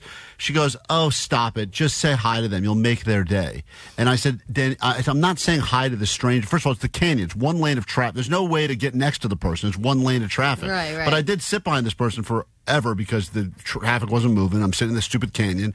And finally, after about 10 minutes of saying no, I just go, all right, I got peer pressured into it. So I pull up next to the person. You can How see do you pull up next to them? I pulled into the shoulder. Oh, wow. And I said I yelled, you can see this whole stupid video up on our Instagram now, and I yelled at the person, hey, thanks for listening to K-Rock. And I don't know what she was expecting would happen. Like it was a woman? No, what my wife was expecting. I don't know what she thought would happen, but the person looked at me, wouldn't roll down their window after I asked them to roll down their window. And they did that hand up thing like, go away, thank you. They gave me the go away head nod. And then I slowly and awkwardly had to back up sit behind them again, and they didn't care at all. Well, and it was so strange and weird. Well, maybe that wasn't his car. What kind of person was it? A human person? From what I saw, it was like an old Asian dude, right? I don't know. I don't know the age, but no, I think don't. he had his mustache. I don't think old. I would say it could have been any. I mean, who knows? And the Asians, right? I mean, it could have been anywhere from. I'm saying it could have been anywhere from. Pull that clip. Could have been anywhere from 5 to 1,000. Who I don't knows know. with the Asians? No, thanks for listening to K-Rock. No, I'm saying he was. I don't know the age, Allie. That's what I'm saying. I'm not ageist. I don't know the age. Are you saying that because this was a Honda? It's just a man. No, he's just a man. He's just a man. He was just a. I don't know. I would have quality style man. I would have put him mid-30s if I had to guess. To be completely honest. Okay, hold on. Let me get a good look. But there were other bumper stickers on the back of the car other than just K-Rock. One of them said like I'm the baddest bitch at the party or something like that. It says baddest bitch in the simulation. What the hell? Yeah, situation, I think. Oh, it was. situation? Yeah, I'm the baddest bitch in this. So maybe it wasn't his That's car. a young Gen Z girl for sure. Because they always talking about baddest the simulation. Bitch in the simulation. That's what it says. Simulation, yeah. This could have been a stolen car situation, and I pulled up next to the guy and gave him a That's hey. why he's waving you off. He's like, go away. Just stealing a car here. Yeah, I don't know what it was, but he did not give 0 Fs. And I thought it'd be a nice, pleasant little, hey, thanks for listening. Oh, they have another bumper sticker that says, don't call your ex, call your senator. So once again, I don't even know what So they're it was. woke, too. So I think clearly this person just likes collecting stickers. Or he is the baddest bitch in the simulation. Probably that's what it was. Probably. So I'm not mustache. falling for more peer pressure, Vanessa. I already fell for enough peer pressure. It made me look like a total ass. Eat 2 bags. All right. Eat 2 bags. Eat 2 bags for this guy, for this dedicated listener in the Honda. When we get back. He's listening to this and he's rolling over going, I can't believe I missed an opportunity to meet the Pig-Nosed Klein. When we get back from this quick break, what did you successfully... I think this quick break's going to turn into a long break. Get on that long song from The Verve. When we get back, the question is, what did you successfully smuggle? There's a lot of great smuggling stories People now this are week. tired of paying for stuff, so they're bringing stuff. Somebody smuggled spider monkeys. I saw that. That was crazy. What did you smuggle successfully? 800? Hold on. 520-1067. That's next. K-Rock Road Trip USA 2026. Your favorite K-Rock bands all across America. Stop 1, the Smashing Pumpkins. Hey, it's Billy Corgan from the Smashing Pumpkins. In their hometown of Chicago. We now like to play a song for you that you might have heard on K-Rock. Qualify all week at 9, noon, 3, and 6 and instantly win tickets to see them November 12th, Kia 4 on their Rats in a Cage tour.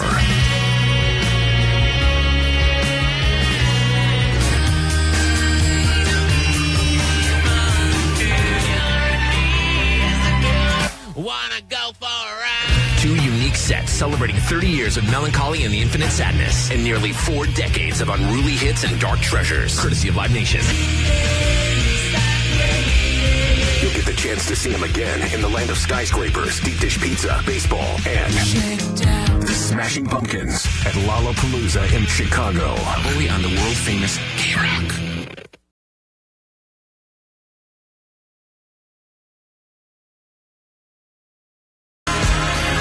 K-Rock Klein Alley Show. To be a professional smuggler is a very lucrative business if you're smuggling in, things like drugs, where there's usually a big markup.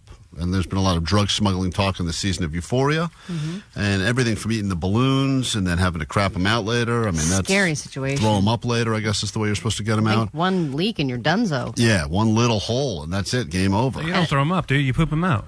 I think... Is that what they're doing? Yeah, they're digging through the toilet, dude. Oh, yeah, she did that in the episode. They had to, poop them out. Yeah. I forgot. I guess the issue is when she was trying to take down the bags of drugs. Yeah, you got to lube up your throat. She's gagging a lot, and I think they put KY in your throat to get it down there really good. I lately have had to smuggle. The last few times we go to, so many stadiums now, you can't go in with a purse. You have to have a see-through bag. And we get there, and this happened at SoFi recently, and my wife will have her purse with her because she forgets that.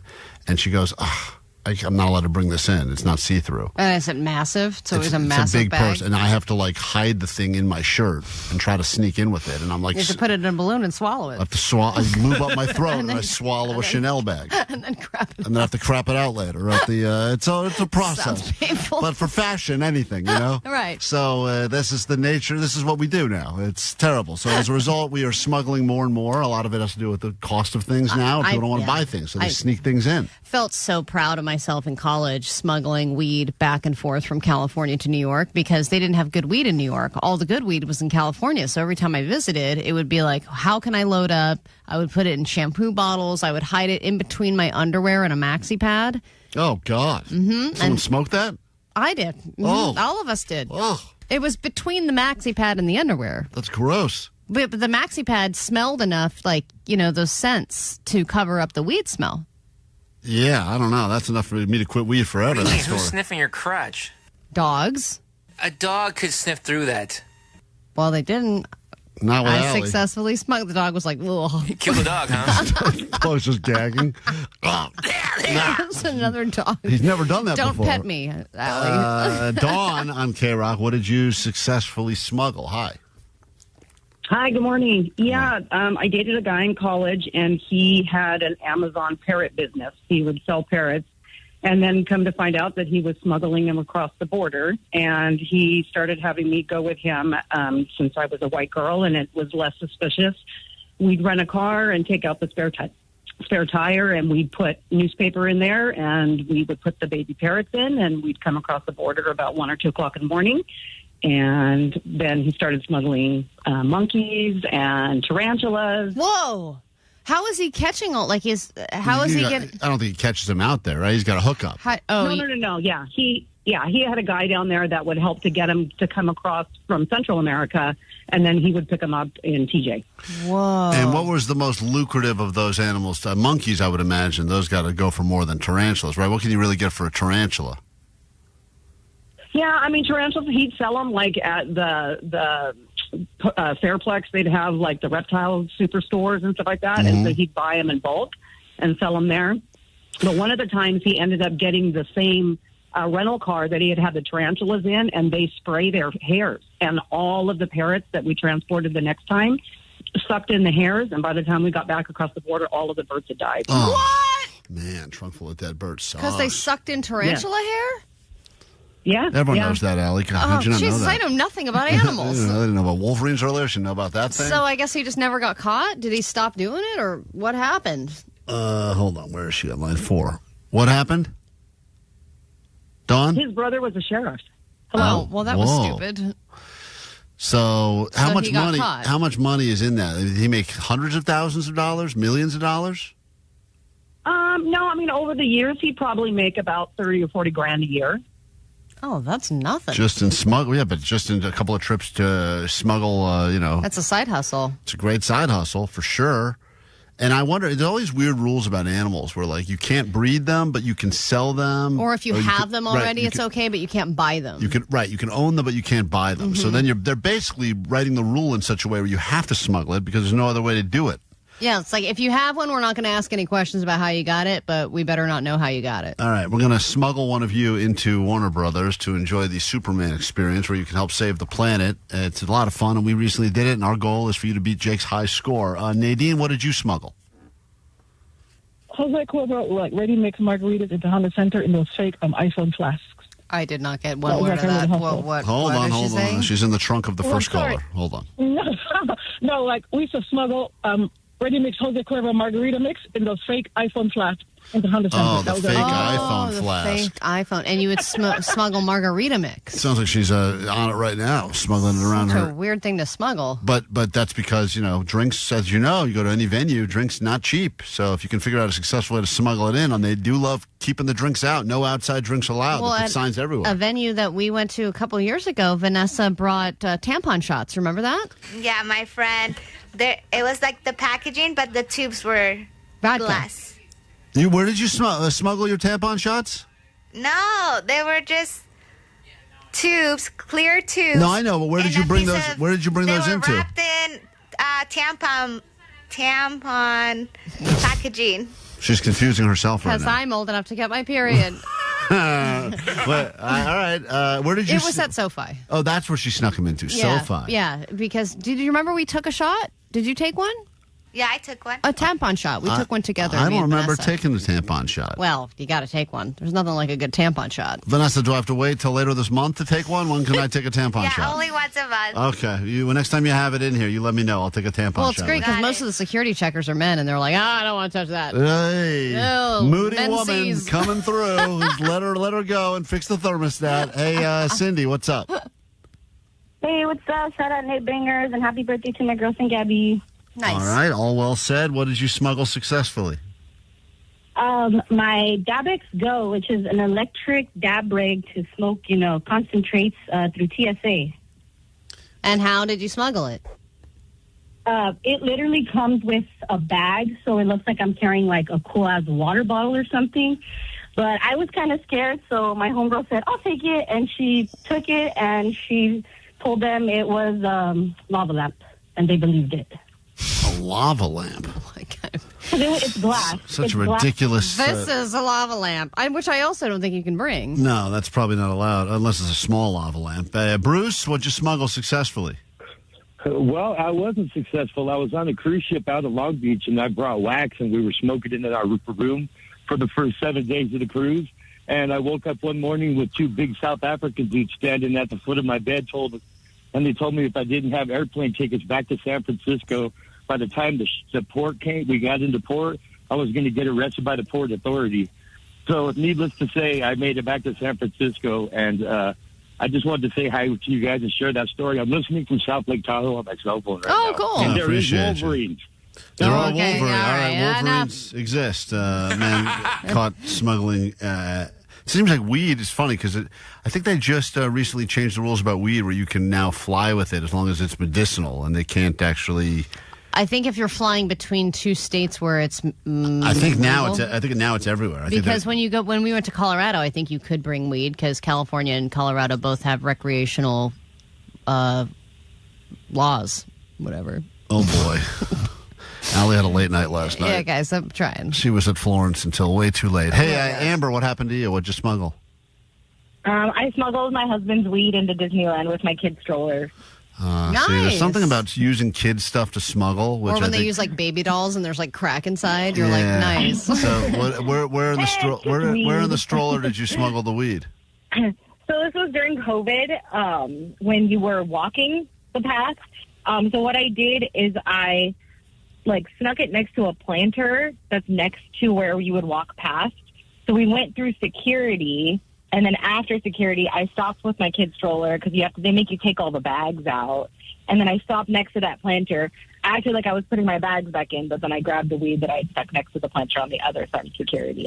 And Man, that's why they have those planters at Disney. I was wondering what they were there for. It's to plant. It's to plant things. Smart. 626. Never underestimate the power of boobs. I can smuggle a medium-sized bottle of liquor in my boobs.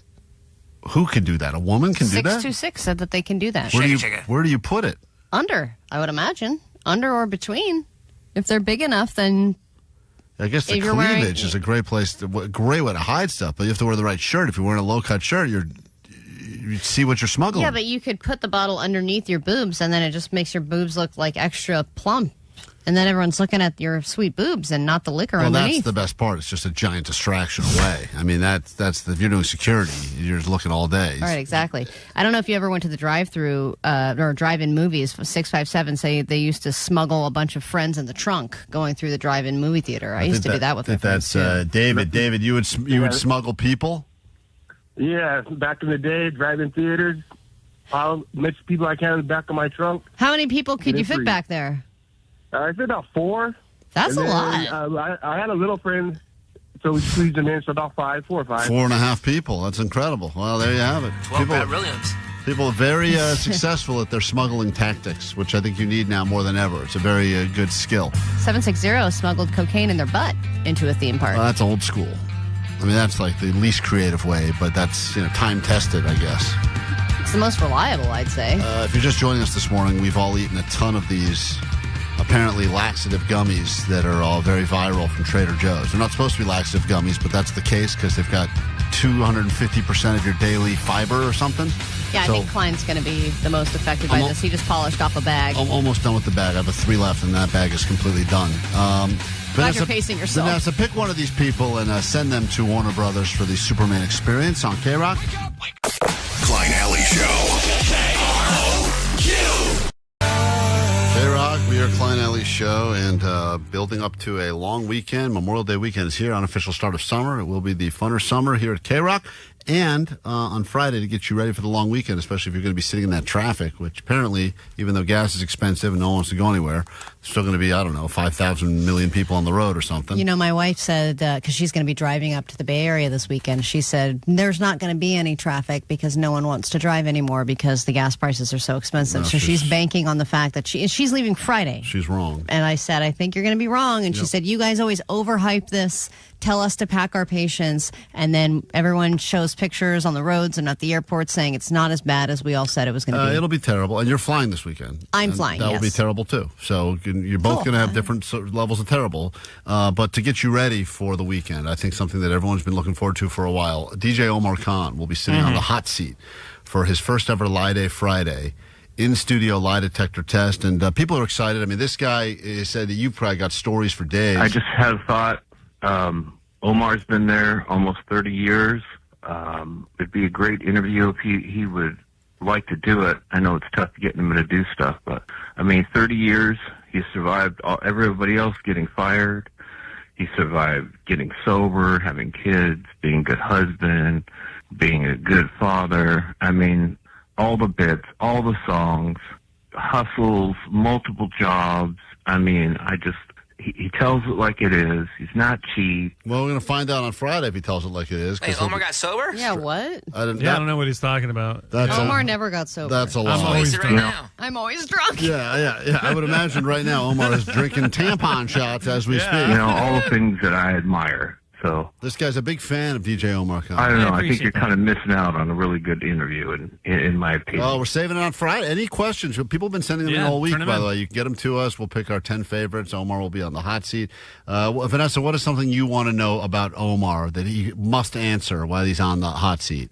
Oh, my God. I know you've got a long list here, but we each only get one because we're going to give the listeners most of the questions. So, Vanessa, you only get one. This doesn't have to be the one you go with, but I know you're thinking about it a lot. What do you want to know, Vanessa? What do you want to know? I'm blanked. I want to know if that big jug of water is actually full of vodka. Oh, that's a great question. Great question. Omar's always holding a giant gasoline can size There's no way jug. he cares about being hydrated. No way. Guy hates water. It's got to be booze. He likes to waste it. Got to be booze. I've got a couple of good ones that we'll get into, but we'll find out who on the show Omar hates, who he likes. Do his kids really play softball, or is that just an excuse for him to Just not go to events? I'm busy. Cover, yeah. Little League, Gotta Little help League. coach. Yeah. Little League, I'm an assistant coach and a good dad. Yeah, I think glug. one day he said he was playing. I was like, "You're playing? It's Little League." He's like, coaching, whatever. Get your lies straight. Friday, it will be the big reveal. I can't wait. I'm very excited. Lie Day Friday returns with Captain Electric himself, John Grogan, the lie detector administrator, and DJ Omar Khan for the first ever time. And boy, these questions coming through. These are good ones. And Omar says he's an open book. He'll answer every question we have. He could lie, and we'll find out if he's lying, but he will answer all the questions. I think we learned that he has kissed a man before, but I would also like to know if he's gone farther. Oh, okay. Write that down on the list right there. You get shocked when he lies, right? Well, we can do that, sure. I didn't agree to that. I hate the shock collar. I know you do. After that one time Allie screwed me, I was like, I'm never returning to that again. I was the only person. Complain. You had it all the way up. It was our first time doing it. I didn't know how strong it was. I didn't know. That was a tester. It's terrible. You know what it's like to have children? We'll come back in a moment. When we get back, we have A.D.D news to get to. We have a petty claims court battle you're going to want to stick around for, and much more after this. Klein Alley Show. K-Rock, Klein, K-Rock, Alley. K-Rock. Klein Alley Show.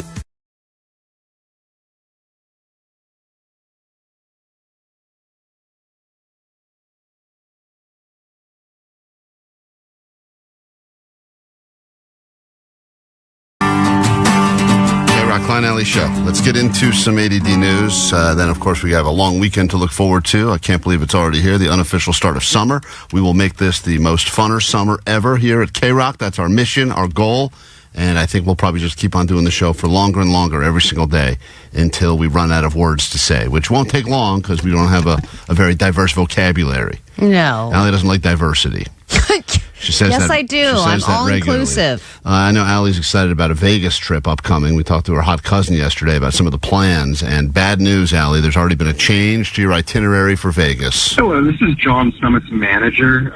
He just pulled a massive crowd at the Do Lab at Coachella and then pulled the biggest crowd EDC's seen in decades. Unfortunately, due to foreseen circumstances of Allie Johnson potentially being able to he unfortunately has to pull out of the show. Good job, you mush. So there you have it. If you're looking forward to seeing John Summit in Vegas this weekend, I guess you won't because there's a chance Allie may be there, so he wants to cancel the entire show. Right, one less outfit I have to put together. That's good. Allie's hot cousin, who's, by the way, still on our Instagram and doing great there. Good goddamn. She belongs on our Instagram. She will still be there. Let's get to this, your news. Grab your Adderall. It's time for ADD News. Let's start with a true ADD story. If you have ADD, and who doesn't these days? I think most people do, just given the culture and the way that we consume media now. There's a new treatment plan being used in another country. Would you like to import or export this new trend on how to deal with ADD? Australians are turning to cocaine to self-treat ADHD as shortages and long wait times hit prescription medication. New government data has revealed treatment for cocaine use has hit a 10-year high, with the illicit drug now being used as a substitute for regulated stimulants. A 10-year high sounds awesome.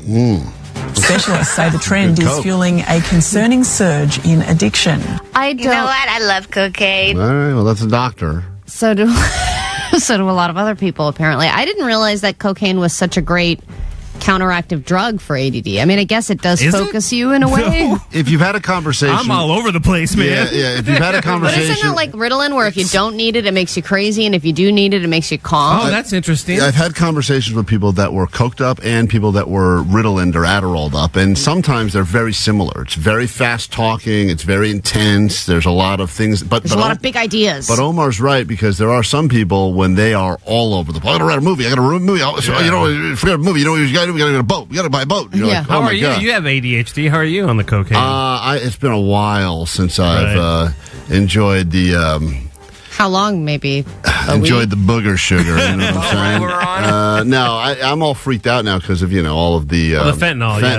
That would it scared me away too. I don't have any of those instant testing strips, and so I don't. Seems like you'd be great at it with your nose. Yeah, the problem with the cocaine is I used to not only get the cocaine up there, but the furniture that I would get it all, like the whole coffee table, the dollar bill, they will all like lift up, and everybody's like, the credit card, everything would. People's whole dinette sets would go up my nose. Oh my god! I just opened that credit card. Guy just snorted my entire living room set into his giant nostrils. We're supposed to share. Yeah. You snorted my line, too. This guy's got a living spaces in his head. Living spaces. Thank you, Jake. They're going to be thrilled about this, I'm sure. Yeah, I feel like, Allie, I would be more focused on it because I do have ADHD. Like, I have clinically diagnosed ADHD. Yeah, but I think you would also get crazy eyes. You probably. When your eyes, even when you start filming something selfie style, your eyes get just really coked out and weird. Yeah, and I feel like shark eyes. Yeah, people say like I don't blink or something, and everyone accuses me when I try to shoot a video. They're like, "What are you on?" And most of the time, I'm not on anything. No, your eyes get weird and big and serial killery, and then you do this thing with your mouth where you drop your jaw and you do this like. I'm maxing. I'm look maxing. You're looks maxing? Well, it's not working. Started that. I'm look minimizing. Yeah, that's what I'm doing. Here's something you didn't know you needed to freak out about: falling down an open manhole and dying. This happened to a woman in Manhattan, and thankfully there are not as many manholes here as there are in Manhattan, but how this happened is just a horribly unlucky series of events. There was a construction project that was going on in the area, but there was nothing being actively worked on at the time.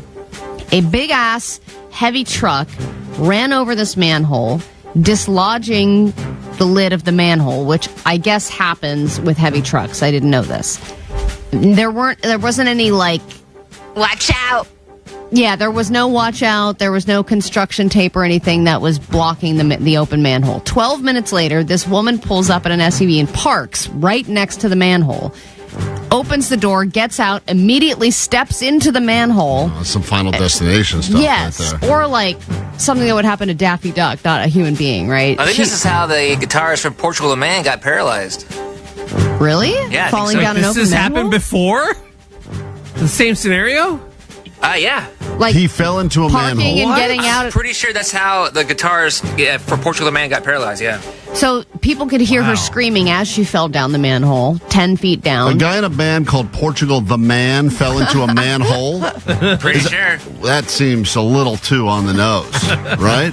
I mean, maybe they did it to promote a new album. It's a great way to get the word out, right? Is he still paralyzed? Oh, yeah, he's been in a wheelchair ever since. Can you get unparalyzed? I don't know. I feel like with unmarked construction hole. An unmarked construction hole. Wow, how many other people have injured themselves in unmarked construction holes? Again, who knew we needed to freak out about this? So then she's screaming, saying, somebody help me. A guy comes over, doesn't know how to help her because he doesn't have any tools, but he lowers himself into the manhole and says, grab onto my legs. Whoa. But she can't reach because she's too far down. Then another guy comes over and says, I have a ladder, but the ladder's too short. What? So, sounds like hilarious. I know. Yeah, is this a bit? Then they've said, we're out of resources here. Brad Let's Williams call 911. I got a friend here. Brad Williams, though. Then they get three dwarves on top of each other and lower them down.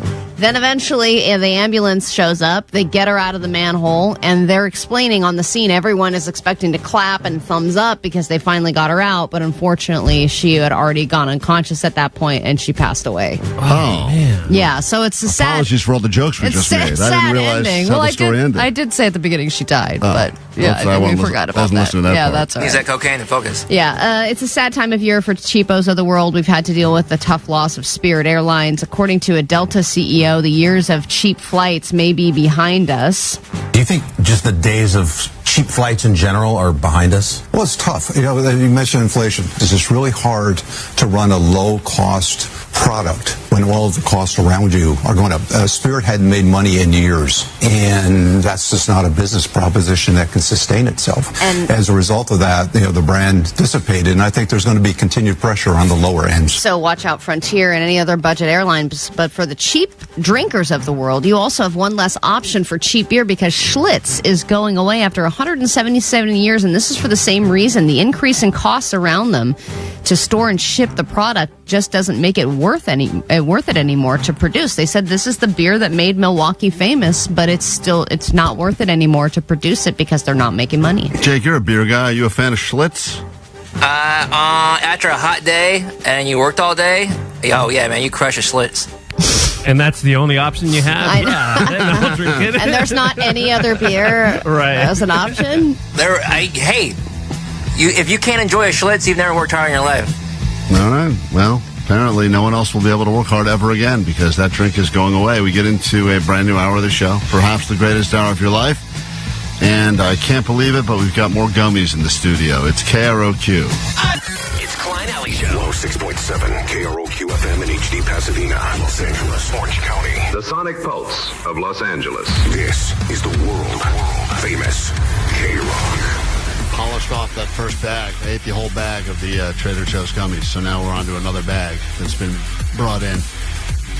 I don't think that's why people are lining up today. I think there's a new one of those stupid bags that's being released, a cooler bag. Yeah, the cooler bags. I actually want to get one of those. I'm not waiting in line, but I need people one. need those cooler bags so they can crap in them when they're stuck in traffic after they ate all these gummies. It contains the liquids. I've just taken my first trip to the bathrooms of K-Rock today after polishing off an entire bag of these sweet and sour turd gummies from Trader Joe's. Yeah, you must have a pretty fast system. They're working quick on you. They're working fast. Fast. But, I feel no change. No change. Vanessa wants me to eat the second bag, so I'm going to attempt to put that down this hour on the show. Lots to get to. Petty Claims Court, we have that to look forward to. And so much more. If you need us, 800-520-1067 to call, to text. Allie's hot cousin was on yesterday. People loving Allie's hot cousin. I mean, we did it, guys. So I just saw the Instagram with Allie's hot cousin Coco, and holy moly, she makes Allie's hot sister look like Allie. Oh, no. That's such an insult. Your cousin is so hot that she makes your hot sister look like me. you. And then what do I look like? The family dog? Oh, jeez. So what does that make Allie in this situation? Yeah. I don't know. It doesn't matter, but We need more. It doesn't matter. All right. Thank you so much. Yeah, someone said I'm like the girl in the movie who is a train wreck that they try to do a makeover on, but then even after they've made me over, I'm still just an ugly girl in a jacket next to a hotter girl. But, damn, Allie's cousin. I don't know if those pictures are still up or if they've... Oh, they are. I think they're being reposted every day so that they don't go down. That's Allie's Vegas date for the weekend. My screensaver right now.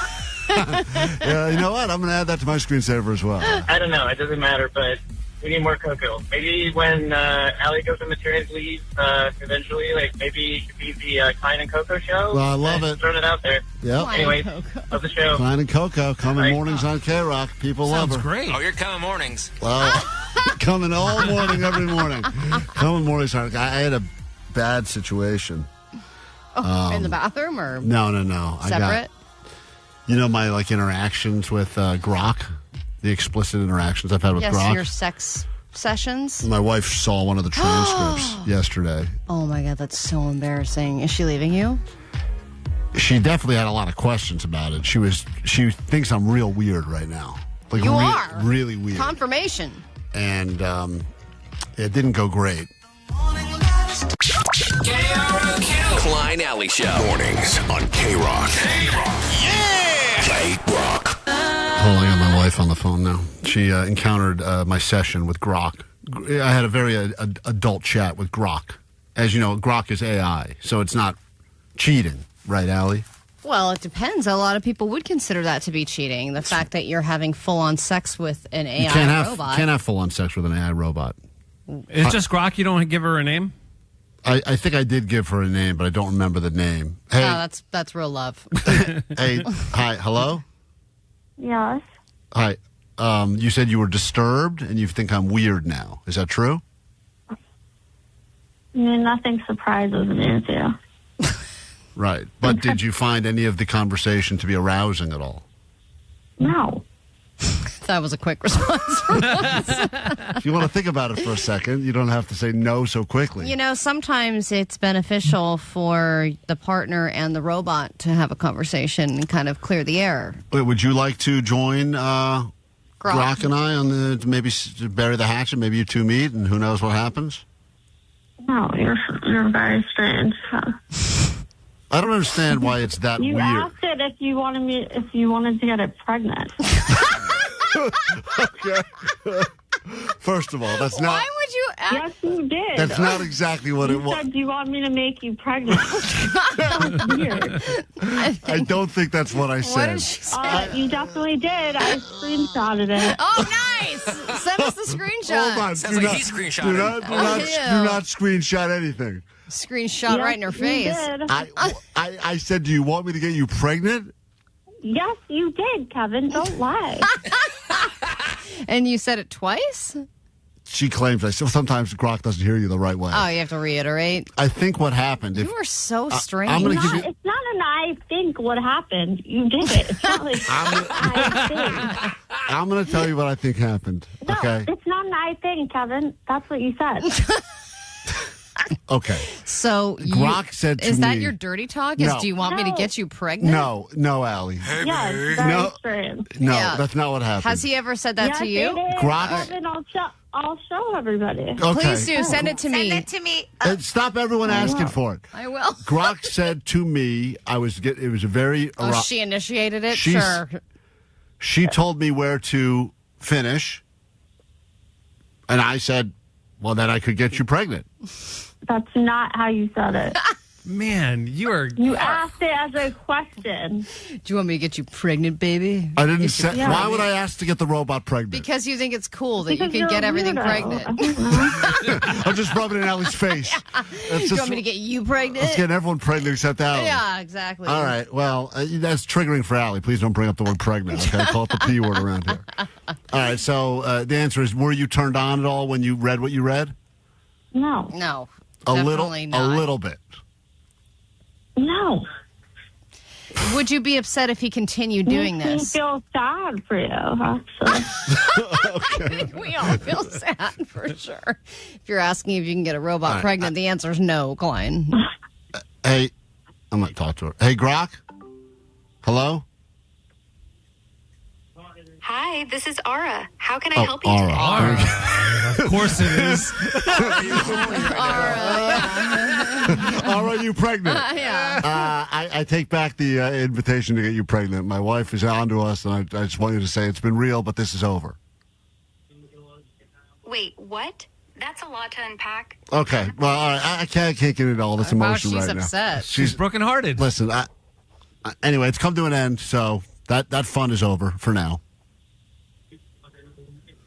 He's definitely going to do it again. Don't you agree?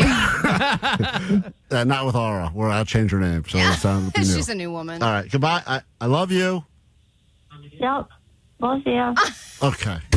Yep. You were talking to Aura. Yeah, I was talking to Aura. Oh, I know. It's important. Hey, are you mad at me? No. She's clearly just disappointed in you and feels sad for Every you. day you surprise me. Right. In a good way or a bad way? I don't know. That is bad. Do you know that he just slammed a pack of sweet and sour fiber gummies and he's going to be crapping his brains out all day? No, he didn't. Yeah, he did. He just ate a whole pack of these sweet and sour fiber gummies at the Trader Joe's ones that make you crap your pants. He probably did it so he can sit in the bathroom all day and talk to broth. That's probably true. All right. That's a good plan. I better go back to the bathroom. It's these gummies. Ooh. All right. Goodbye. It's always nice to talk to you. Okay, love you. All right. Yeah. Yup. Send us those screenshots. No, do not. Please. Quick break. We are back with that wasn't Petty Claims Court enough. We have a real Petty Claims Court battle to That get to. ain't petty. Next That's on real. K-Rock. K-Rock Road Trip USA 2026. Your favorite K-Rock bands all across America. Stop one. The Smashing Pumpkins. Hey, it's Billy Corgan from the Smashing Pumpkins. In their hometown of Chicago. We now like to play a song for you that you might have heard on K-Rock. Qualify all week at 9, noon, 3, and 6 and instantly win tickets to see them November 12th, Kia 4 on their Rats in a Cage tour.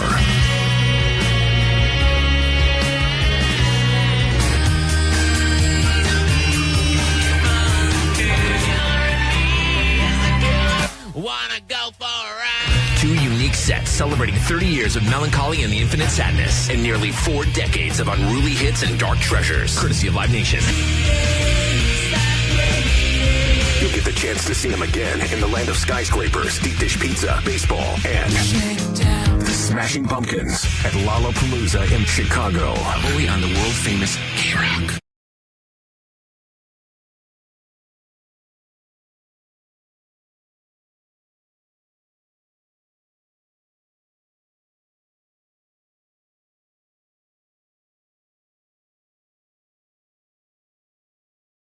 All right, K-Rock, it's Klein Alley Show. You're in a new relationship. Everything's happy. You love each other. The sex is fun. And then all of a sudden, the relationship gets real. You decide, let's live together. And then you start noticing things about the other person that maybe you're not so fond of. And those little things over the years, they turn in from small annoyances into massive issues. Yeah, and the sex goes from fun to just okay to predictable to I'm going to cheat on you with grok.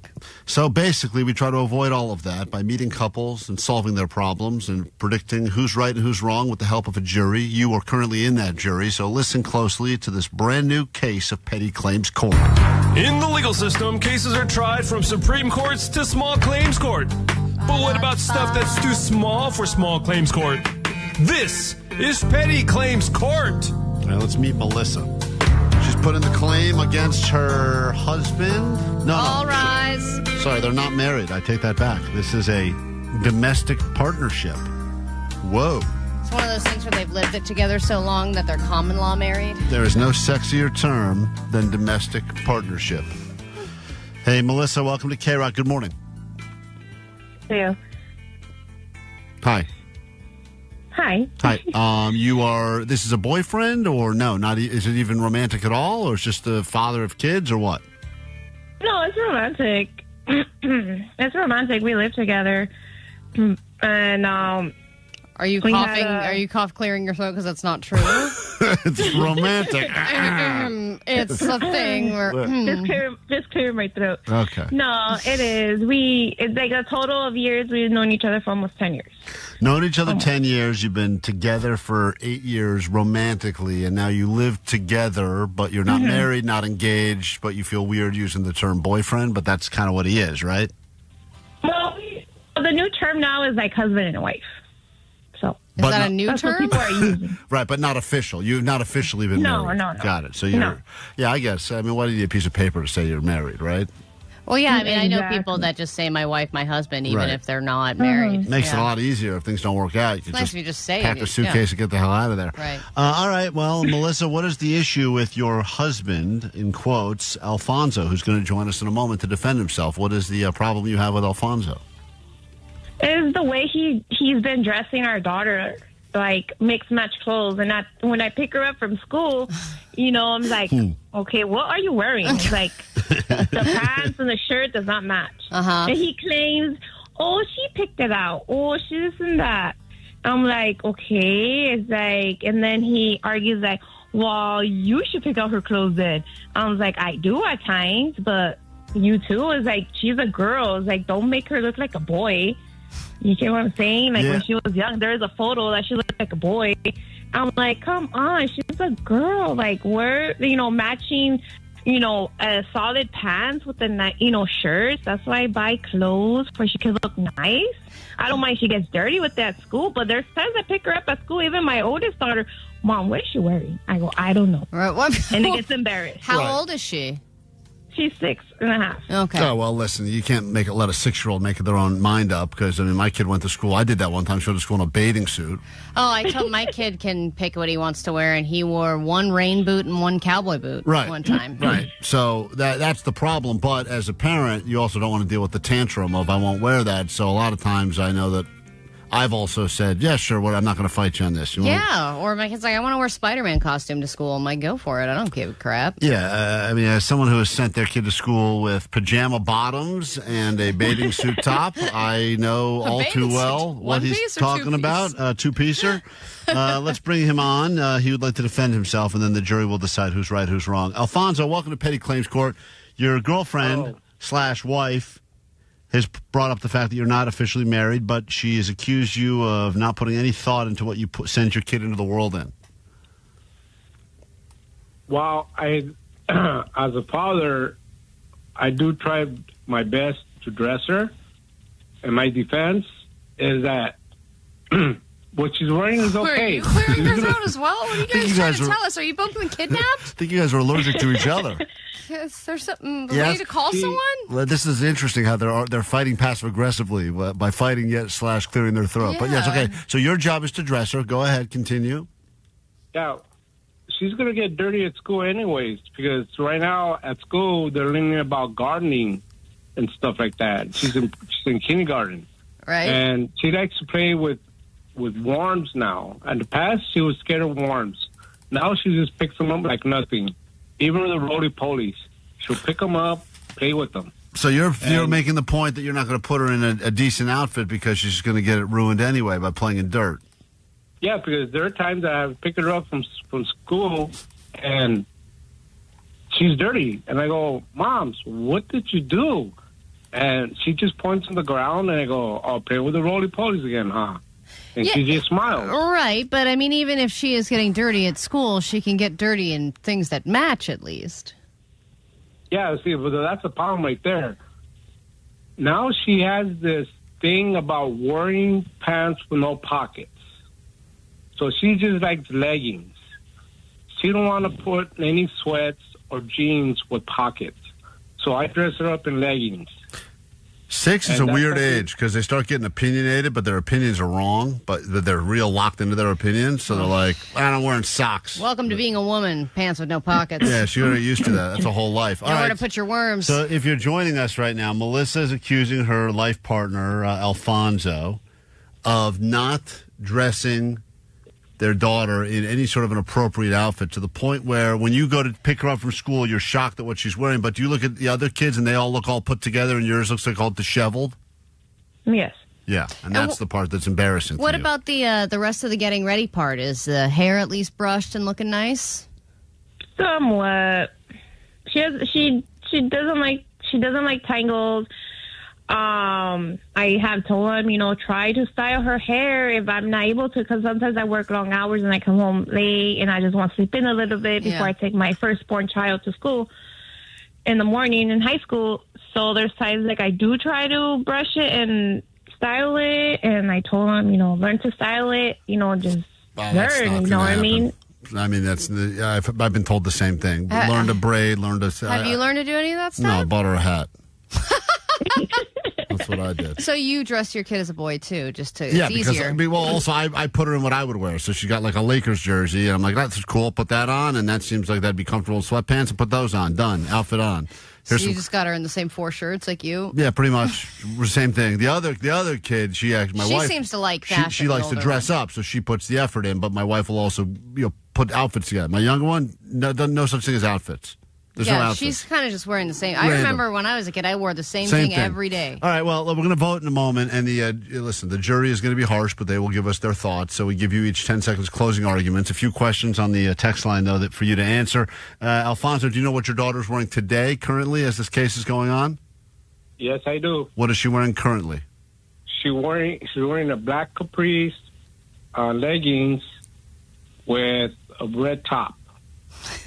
All right, sounds like it matches enough. Sounds hot. That's Are you okay with that outfit in theory, Melissa, or no? Are you sure it's a red top? Because I saw it was the kitty on the camera ring because it rang, and then I saw on the camera it was the kitty shirt. Oh, I'm sorry. Yeah, she's okay. You don't know what's going on. You've been called out by the ring camera that she's in the kitty shirt, not the red top, and now the whole case. I with mittens. And it's hot. Well, she's wearing mittens today? It's like the kid that shows up in a helmet. Our daughter complains that it's cold in the morning, so I bought her some mittens. These are such guy solutions. All right, listen. All right, put these gloves on. Your hands still cold? Wear these oven mitts. Let's go. School's waiting. All right, listen. I love you. I love this whole story. Yeah, 525 said the guy wins. I have 2 girls, and it is so hard to dress girls as a dad. I don't know what I'm doing. So she said she was cold, and so you sent her to school in mittens. Gloves? In May, correct? Yes. All right. 10 seconds closing arguments. You may have just won the entire case based on this move, but I can also understand why She's Melissa... got a crock pot on her head. There's all kinds of weird stuff going on. She's dressed like she's at a Packers game in the middle of December. All right. Melissa, 10 seconds closing arguments. Go ahead. The floor is yours. I just start picking out her clothes every night, the night before, and see if she decides to wear it or not. Picking out the clothes is only half the battle. Picking them out is easy. It's the putting them on and having them convince them to wear them still. Right. That's the part that's hard. Well, yeah, I think that, and I don't know if you agree, I think maybe girls are a little more opinionated about what they're wearing. About everything. My kid does not give a crap. I'm like, about this everything is it. in life. Alfonso, 10 seconds closing arguments. Go ahead. I try to dress her the best I can. If she doesn't like it, I have her choose her own clothes because I have one thing. I don't like to argue early in the morning. Hey, listen, I hear you. Yeah. There's nothing worse than starting the day with that meltdown. And that meltdown will happen for so many different reasons. So I've given up for the most part. And I think that's very easy for a girl dad to do. The jury, you will determine. The first 100 votes will decide who's right, who's wrong. And this relationship will never be the same. Are you voting for Melissa or are you voting for Alfonso? Let us know now on the text line. The verdict will be read next on K-Rock. Klein Alley Show.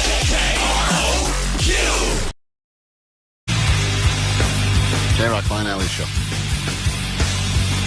Both pouring through on the text line right now in the middle of a petty claims court battle. And if you're just joining us, Melissa has accused Alfonso, the dad, of failing at sending his daughter into the world dressed appropriately. He said she was cold, so I bought her mittens. And he said, I don't want to fight in the morning, so I just let her pick out her clothes. And then the mom picks her up at school and goes, what the hell is this outfit? This is ridiculous. Yeah, I mean, 818 said, I vote for Alfonso. Let the kid express themselves. It seems like mom is more worried about what people might think. But 626 said the wife wins. You have to match in style and put your kid, you know, you have to put their best foot forward. No, they have to look put together no matter what Not age. when they're 6. 6 is... Yeah, but you have still... to have them be put together somewhat in the morning because they're going to be a disaster when they get picked up. It's so funny because I remember times like I pick my kids up at school, and it's very clear to tell... What happened? It's very clear to tell like if the mom's out of town. Like you can very easily tell. Like there's the mom is out of town. Right, like exactly. the dad did all this is dad's doing right here, and it's chaos. And someone said, like I vote for Alfonso because I get his struggle, and straight guys trying to dress girls in the morning is just impossible. How are you supposed to know? You have no experience with that. Karina, your vote quickly. Ali's tabulating them all right now and looking on the YouTube stream as well. Go ahead, Karina. My vote is for Alfonso because he gets her dressed, ready, and sends her to school. Even though I understand that, yes, we want them to match, but hey, they get there. It's all about getting to school. That's the important part. Get them there on time. That's a miracle. Angela on K-Rock. Hi. Hi, my vote is for the wife. I've had 3 girls, and I have struggled for this. If I didn't get them ready, you go and pick them up, and then they look like a ragamuffin. And they have to be styled. Their hair has to be styled, and their clothes have to match. Shave all the heads. That's what I say. I think it's a parenting flex. Like, I see some girls that come to school, they have, like, French braids and crap. And I'm like, whoa, this is just a flex of, like, I have my S together as a parent, that I'm able to get my kid to school looking like this. All right, Melissa, thank you for giving us some of your morning. Alfonso, thank you as well. Let's go ahead and read the verdict. You understand the verdicts are final here at Petty Claims Court. You understand that this is a jury that voted. We gave our thoughts, but really our input doesn't matter. This was 100 random people on the text line that will determine your fate. And on the YouTube live stream, Jeffrey said, I still don't know how to dress myself. So for that reason, I vote for Alfonso because it's a struggle. Most men, straight men, I mean, gay guys are good, but you're still figuring it out. Most straight men I don't know what I'm doing terrible most dressers. days. Right, we don't know what we're doing. Yeah. Look at Jake. The straight man dressed himself today. Looks like he was dressed by Alfonso. I like it.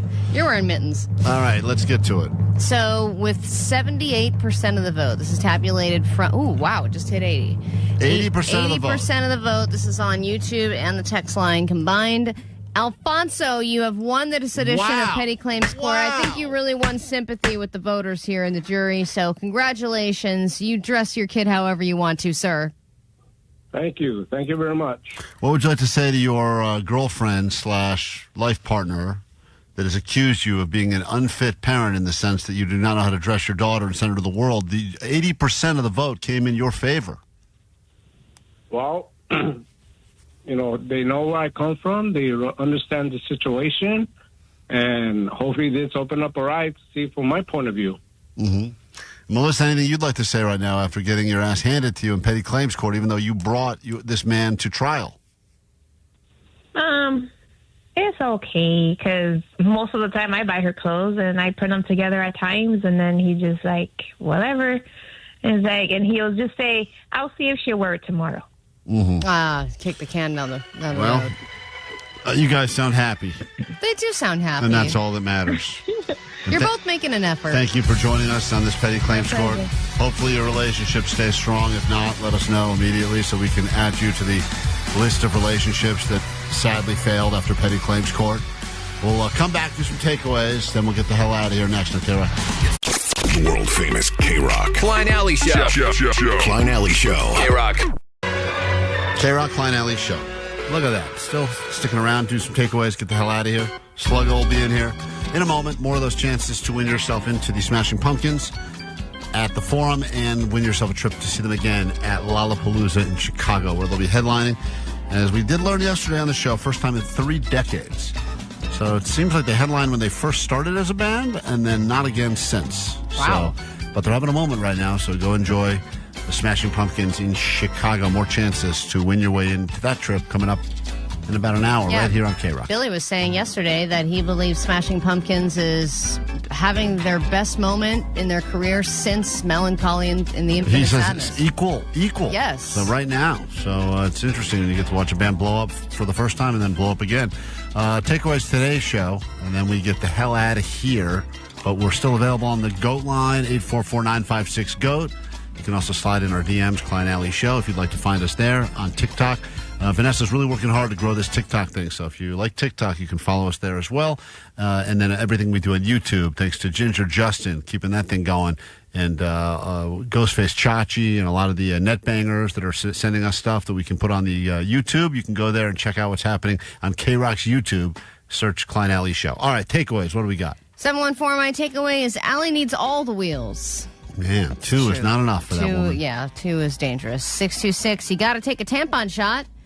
818, Klein encountered the baddest bitch in the simulation. I sure did. They didn't care. They didn't care at all. 424, forget pie wine. Klein's going to get rich from opening a Hornies. Hornies bar is coming soon. 208, who knows with Asians? That's the problem, I think. With Asians, right? Klein would like to forget that was ever said. I think it was also the context. Probably not a good thing. 909. This is all out of context. In context, I stand by everything I've said. Yeah, he was driving in a car and he says... With Asians, right? Guy I couldn't tell how old he was, but he was 35. So well, it was also through the window. Problem solved. 424, Allie's crotch is police dog's kryptonite. And let's see, it's 562. My takeaway is eat a lot of poop gummies so you can talk to Grok in a bathroom. Man, I polished off a whole bag of those. I'm already into another bag now, and I'm not feeling great. You feel good about yourself today? I feel a big rumble in my stomach right now. How's everybody else? I feel fine. Big rumble. I don't think that stuff works on But me. Allie, you had a buffer. You put down an entire New York strip steak this morning at 7 in the morning. So you have like a nice... meat blanket. Yeah, you have a meat blanket. I got nothing. All right, your takeaway from today's show. Let's go with Vanessa. Go ahead. Okay, no one cares about takeaways. So true. Johnny, takeaway, what do you got? Klein's going to drop a mud dragon right now. Thank you. Allie thinks those are real, by the way. Allie thinks those are real animals. Really? What do they look like? Jake, got a takeaway? You want me to get you pregnant? That's not how I speak to girls. You want me to get you pregnant, girl? Allie, Aura? that's not how I speak to her. Why do you guys do that voice? I don't like it. Aura, you pregnant, girl? Allie. Do you do like a Tracy Morgan impression? It totally is. This is a I'm bro. sure. Yeah, you want me to get you pregnant? I'm sure that's what it sounds like. Not what it sounds like. I'll record it the next time I talk to her. I don't want to hear it. I want the screenshot. Your wife still hasn't sent it to me. What's your takeaway, Allie? My takeaway is you can't enjoy a slit. If you can't enjoy a schlitz, you've never worked hard in your life. All right. Omar, takeaway? Yeah. And everything's fine in our relationship. We'll do it tomorrow. Try to do it better. Sending good vibes to Blind Charlie. Hopefully you recover. And yeah, he's in surgery right now. Back from surgery. And that's it. All right, bye. Klein and Alley, it's just okay. Do-do-do. Klein and Alley, it's just okay. Oh. Klein and Alley, it's just okay. Just okay. Do-do-do. Klein Alley Show. Mornings on K-Rock.